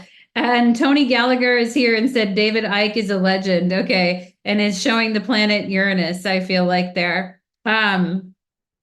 So anyway, yeah, the moon Uranus is like, whoa, like that is, with the family. And I just think it's so funny because I'm like, that family is wearing Uranian colors and they're all like, they're all together wearing these Uranian colors, and it's a strange family, right? It's different, it's weird, but they make it work. And the family still seems like they're very much together. But as I mentioned, The 10th house in astrology does have to do with the karma and the actions that we are creating in this lifetime that we will carry with us into other lifetimes. And so, this whole thing with him, being out there, and kind of his whole family is out there with him too, but also how his children have suffered as well. And keep in mind, the ruler of the fifth house of children is this Saturn. So this moon square Saturn opposite Chiron, again, definitely involves his children,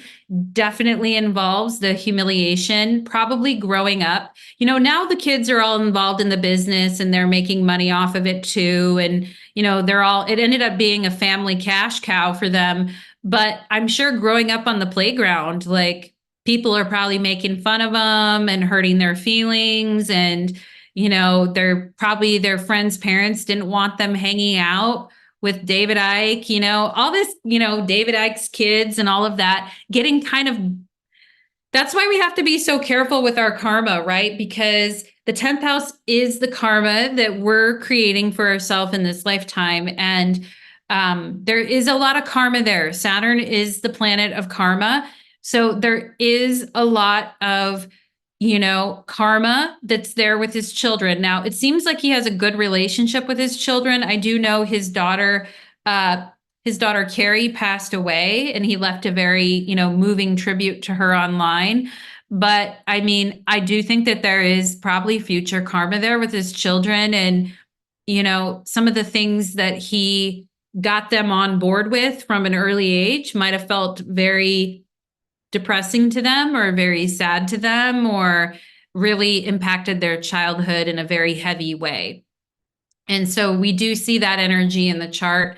And we always need to think about that, especially with our own 10th house in astrology. If you have planets there, if you have transits happening there, what karma am I creating for myself right now in this lifetime? And that is an important question.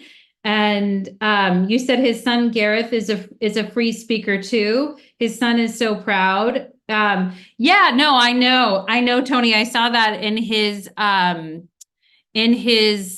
video, that Renegade Mind video on Apple TV. I did see where he has one of his sons is like his manager, I think is like his speech manager. And anyway, yeah, I mean, definitely the moon in Cancer is talking about the family sticking together and the family, sticking together like that. Now, again, moon and Uranus, again, different. Like, and my whole thing of saying like the family's a little weird or different is, because of that picture I showed you from the 90s where they're, that picture, which clearly does look different to like most people, but difference in the eye of the beholder. But again, just trying to point out, I'm sure, and I do think one of his sons, not Gareth, but the other son, I did think I read an article talking about how it was difficult growing up with their dad, being so public and out there with his views and like essentially being kind of like the laughing stock, that it was challenging for him growing up. So, I do think we need to honor that and like understand that, right? Because kids don't get that. They just get like if they're being teased or if they're being bullied, they don't, that's all they know is that experience. And so these are some things that I think we need to be a little bit open-minded about when we're looking at this chart, is not just, the ways that, maybe some of the more positive things that he's done, but also some of the unexpected problems that have come up. And the thing that I think is interesting as well, so I talked about the public humiliation, and actually David Icke, I think when he talks about it, he's like, it's actually the best thing that happened because it was like my coming out party and it like set me free. And then I was like talking about whatever I wanted to talk about, and I didn't care about whoever thought whatever of me. And because David Icke said growing up, one of his biggest fears in life was public ridicule, actually. And, and it's interesting because I'm sure his children felt that as well, because a lot of times the fears that the parent have are also transited to the children, and the children feel those fears as well.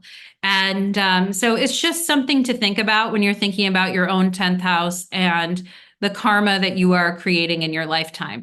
Now, karma is a neutral word. It just means action. It doesn't necessarily mean a bad thing. But with the moon square Saturn, there is some family karma there. And we don't know what that all is or what it will look like in future lifetimes, but we have to acknowledge that it is there. And so we've got that. Now, one thing for those of you that are like super David Icke fans, one thing that I found insanely interesting is that David Icke has a theory about the moon and Saturn. Okay. David Icke has what this theory is called the moon Saturn matrix. Okay. And if you've read any of his books, you'll know what I'm talking about, where Saturn as a planet, and this is a for real thing, okay? The part where Saturn has a spinning hexagram on top of it that is essentially a massive storm on the North Pole of Saturn, that is a real thing that has been observed by spacecraft that has been taking pictures of Saturn on Voyager missions. They have photographed the top of Saturn, and they can see a spinning hexagram on top of Saturn, which is like all these storms that are accumulating in this vortex on the North Pole of Saturn. Okay, so that is a real scientific thing that is documented. But David Icke's whole thing, and this may, other people may believe this too, or it may not have been originally talked about by David Icke, but David Icke does mention it, and it's the moon Saturn matrix. And what he says is he was sitting around one day and he just happened to be writing or thinking, and all of a sudden a sudden realization came to him, right? Uranus. A sudden realization came to him that the moon is not real, that the moon is actually just like, you know, a fake planetary body that's like projected upon that doesn't exist. And that's so interesting to me because, first of all, it's like, okay, the moon is the ruler of its 10th house of career. I'm like, okay, that's hilarious. But he has this whole moon Saturn matrix story. And what's even crazier to me is that in his chart, he has a moon Saturn square.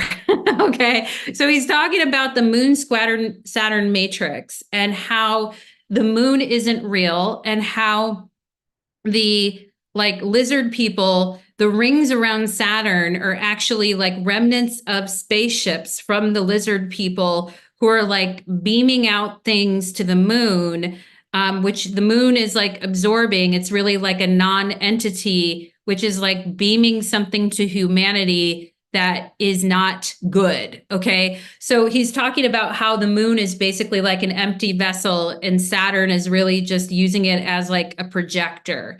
And the moon is like a projector that like Saturn is using. And he has this whole, and it's kind of his basis, I think, for the shape-shifting lizards are feeding on the negative emotions of humanity, right? The moon is the emotions, feeding on the negative emotions of humanity and taking it in as an energy source, right? That's the whole theory. And, I might be like, bludgeoning it a bit there with my explanation, but in general, that's the theory. And so he has this whole moon Saturn matrix that he writes about. And fascinatingly, in his natal chart, he has a moon Saturn square that is actually a pretty huge aspect in his chart. And as it is squaring the ruler of his 10th house of career. So I was like, that is funny. That is very funny to me. That is interesting. It's a oh, sorry, Holly. It's a hexagon. Thank you. It's a hexagon. It's a hexagon shape that's on the top of Saturn. And no one can figure out why it's there. And nobody knows why this hexagon is on the top of Saturn. But David Icke has this theory for it, that the rings are made up of the spaceships of the lizards, and that it's projecting things to the moon, which is like absorbing it, and it's basically enslaving humanity. Like that is kind of his whole theory. And yeah, it's a hexagon. Did I say hexagram? I meant hexagon. I am sorry. It's a hexagon. Thank you very much.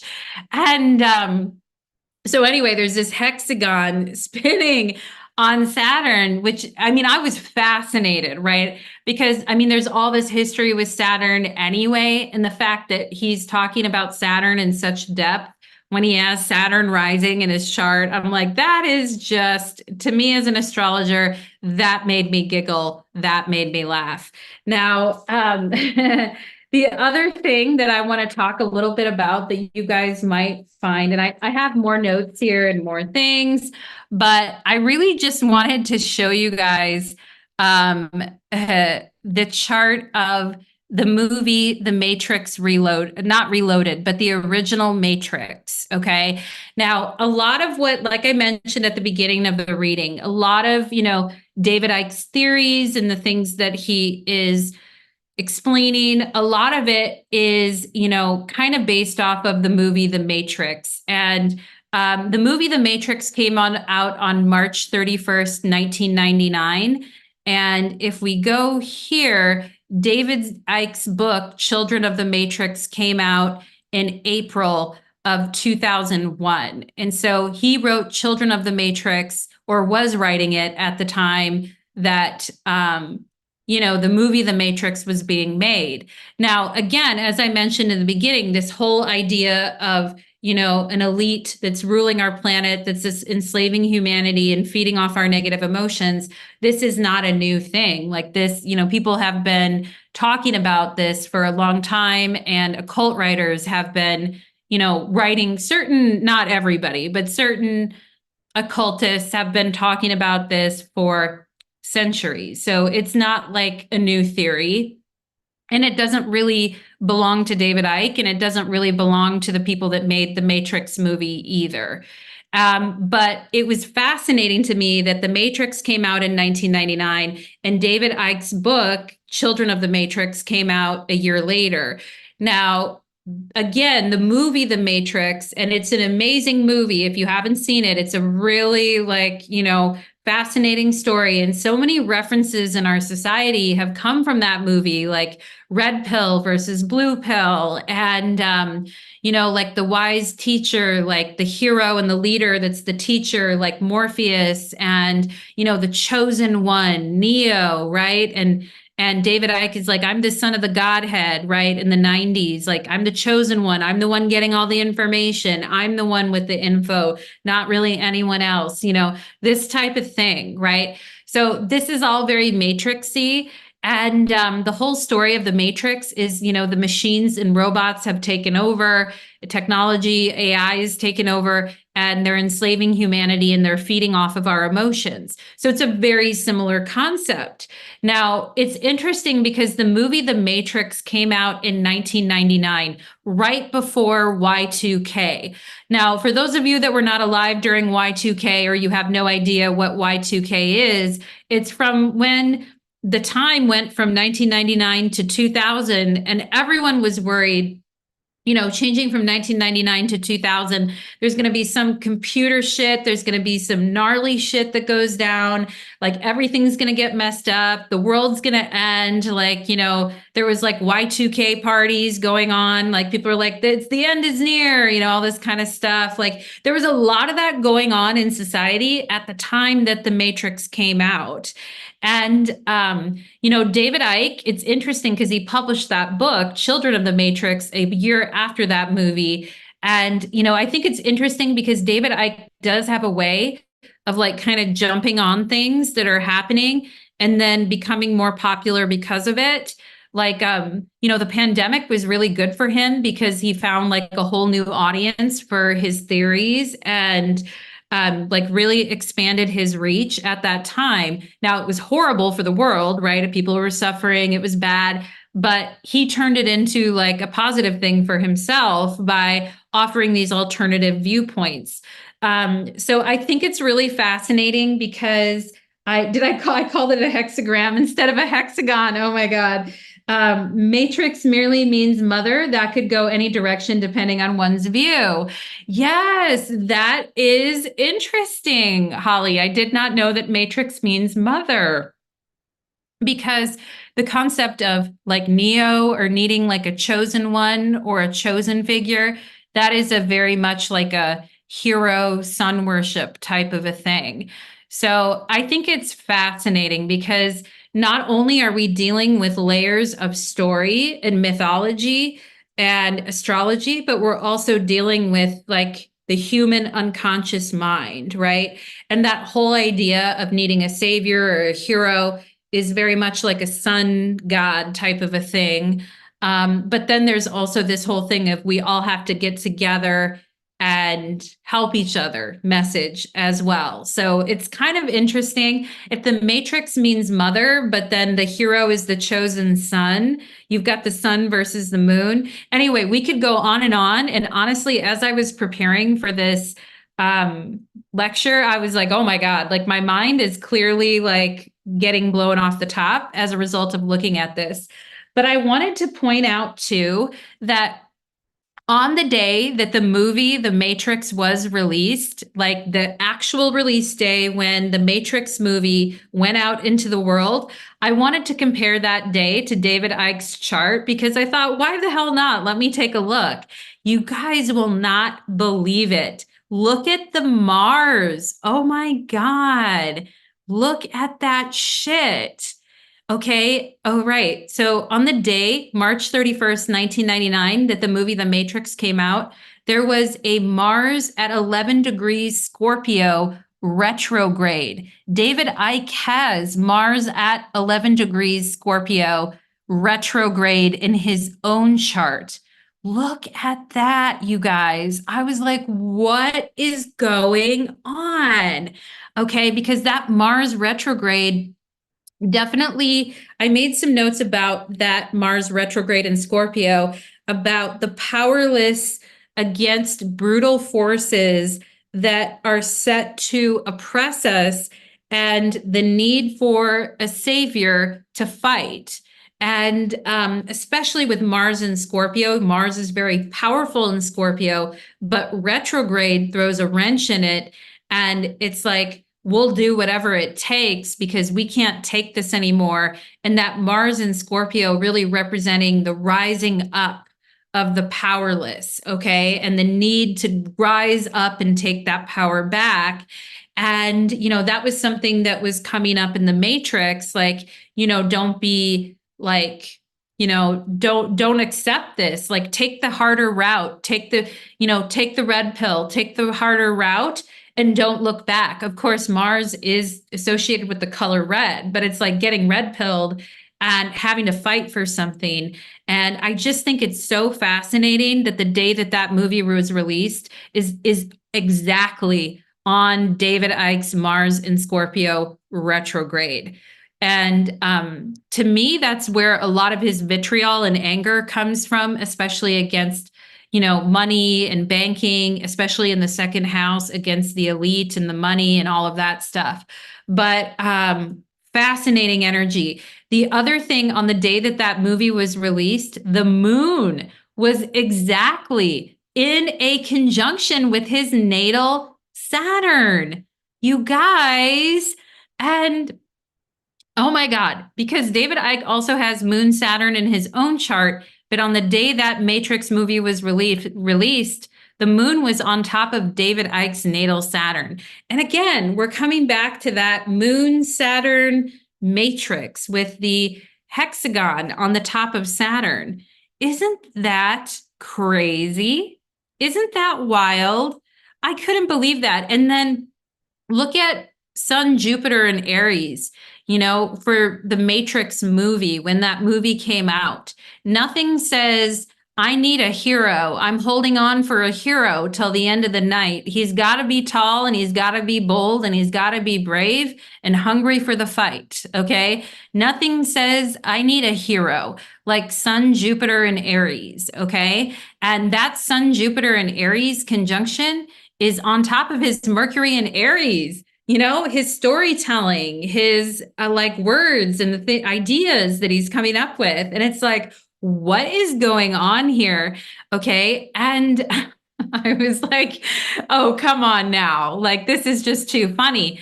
And in thinking about the movie, The Matrix, if you think about like the role of Morpheus as the benevolent teacher, son Jupiter, who's also like a hero and a leader in Aries, right? And so you've got David Icke, playing this like Neo role of like the chosen one. I'm the son of the Godhead, but you also have his son Jupiter conjunction of like, I'm also like the wise teacher, or I'm trying to be the wise teacher as well, and like point you people in the right direction. So there's that whole thing going on. And I just couldn't believe it. Savior warrior complex. Interesting. Yes, the savior warrior complex. And definitely with Neptune, Neptune is very much like the martyr, the savior, the warrior. Yeah, it's just interesting energy, isn't it?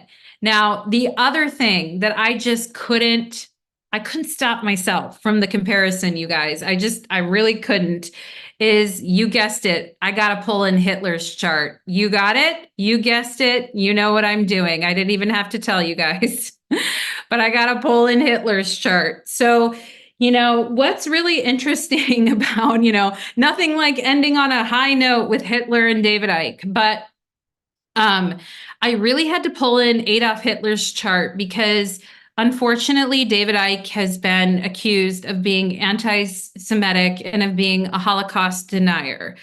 And David Icke certainly has had some fiery rhetoric and, certainly has some very radical ideas about life and humanity. Now, like I said earlier, more recently, he might have been backing off some of those, more anti-Semitic writings that he had in his earlier books. He might be backing off of some of that. I don't know.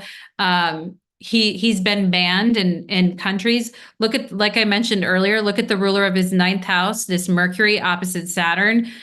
He's been banned from going into multiple countries because of his rhetoric. Because countries are finding it dangerous, because people are, engaging in violent acts after, listening to his speeches. Some people are.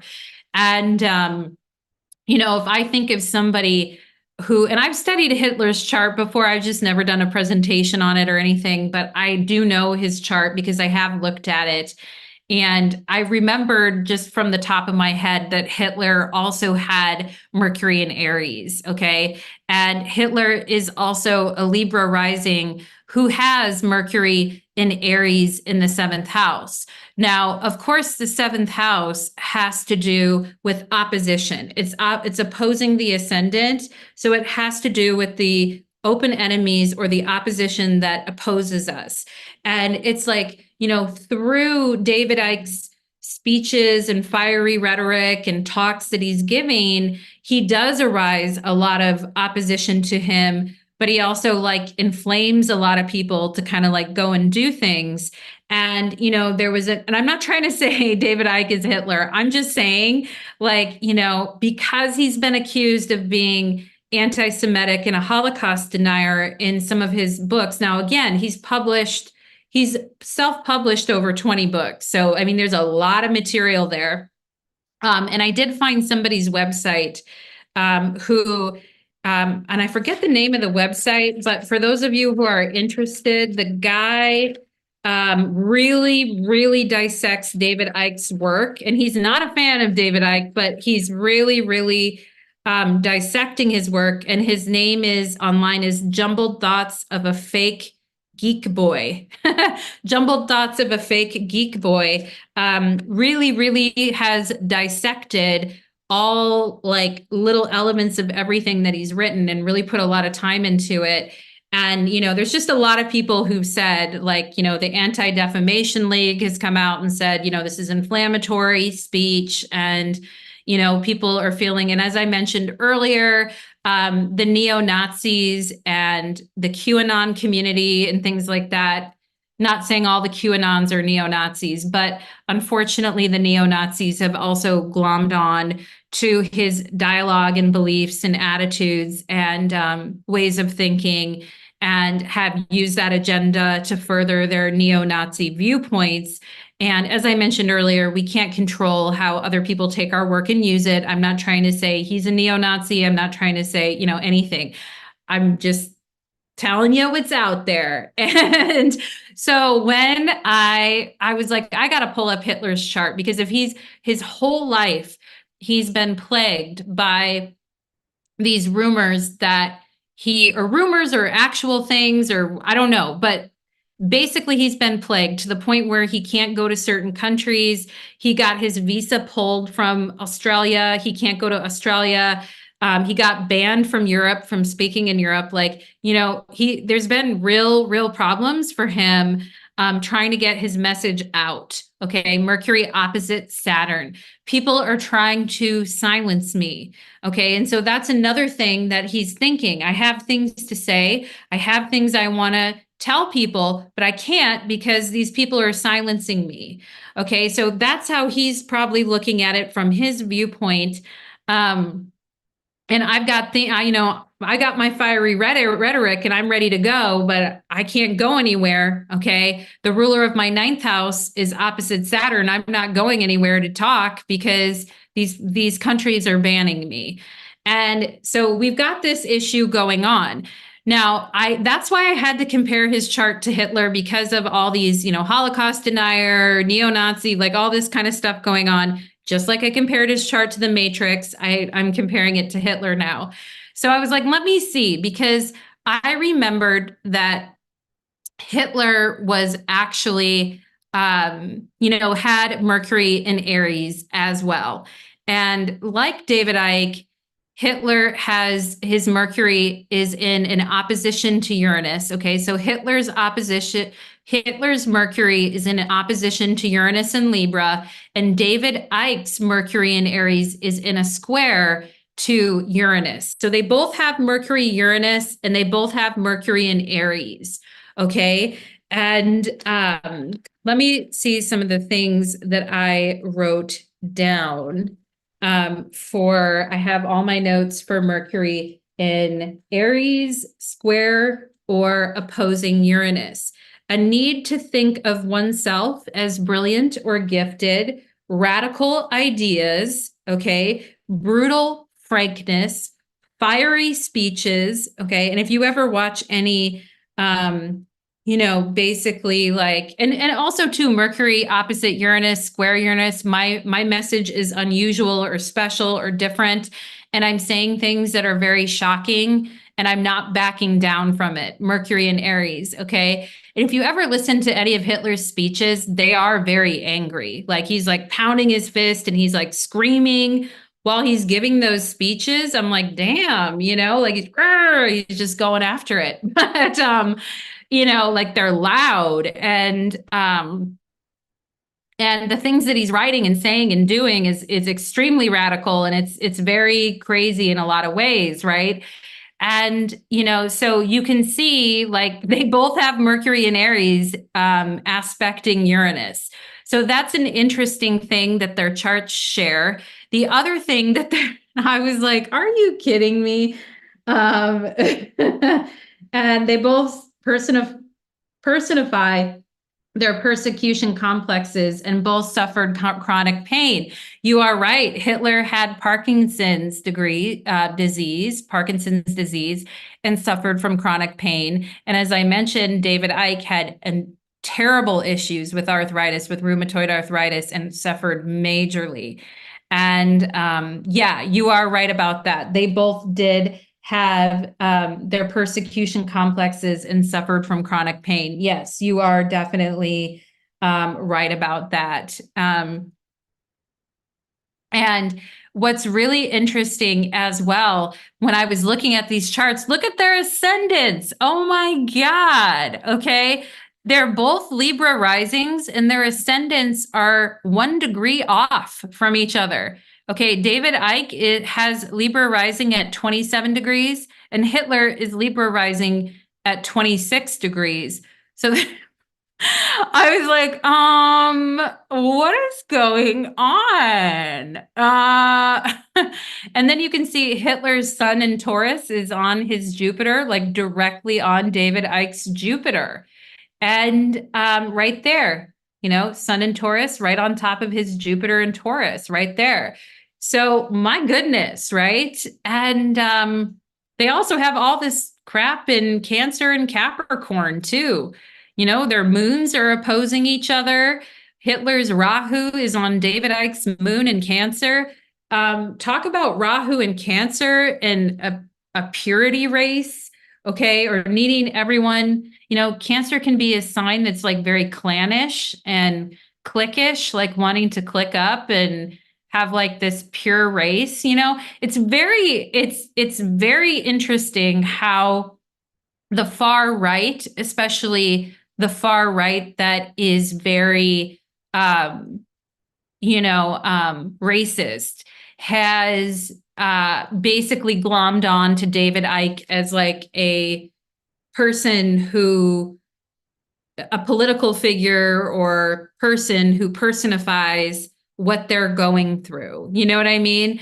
So I find that something about his message, David Icke's message, is resonating with those people. And it's fascinating to me because he has Mercury in Aries like Hitler. That's like, I don't care. I'm going to say whatever I'm going to say. Opposite, and he has it opposite Uranus. David Icke has it square Uranus, and they both have their ascendant at the same damn degree. I'm like, what is going on out there? Okay, what is literally going on, folks? And that is, I think I had more, but I think I'm going to go ahead and leave it there. And thank you, everyone, for being respectful and kind in the comments. I do appreciate it.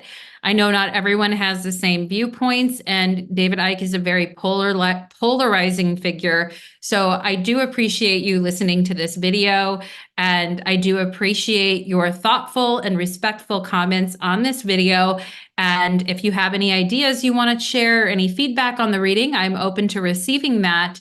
And also, if you are interested in getting a reading with me in the future, I will drop my link below for how to book a personal natal reading with me. Thank you so much, everybody, and I'm wishing you all the very best. Mwah! Okay, now wait till I close everything down. Bye, everybody. Take care.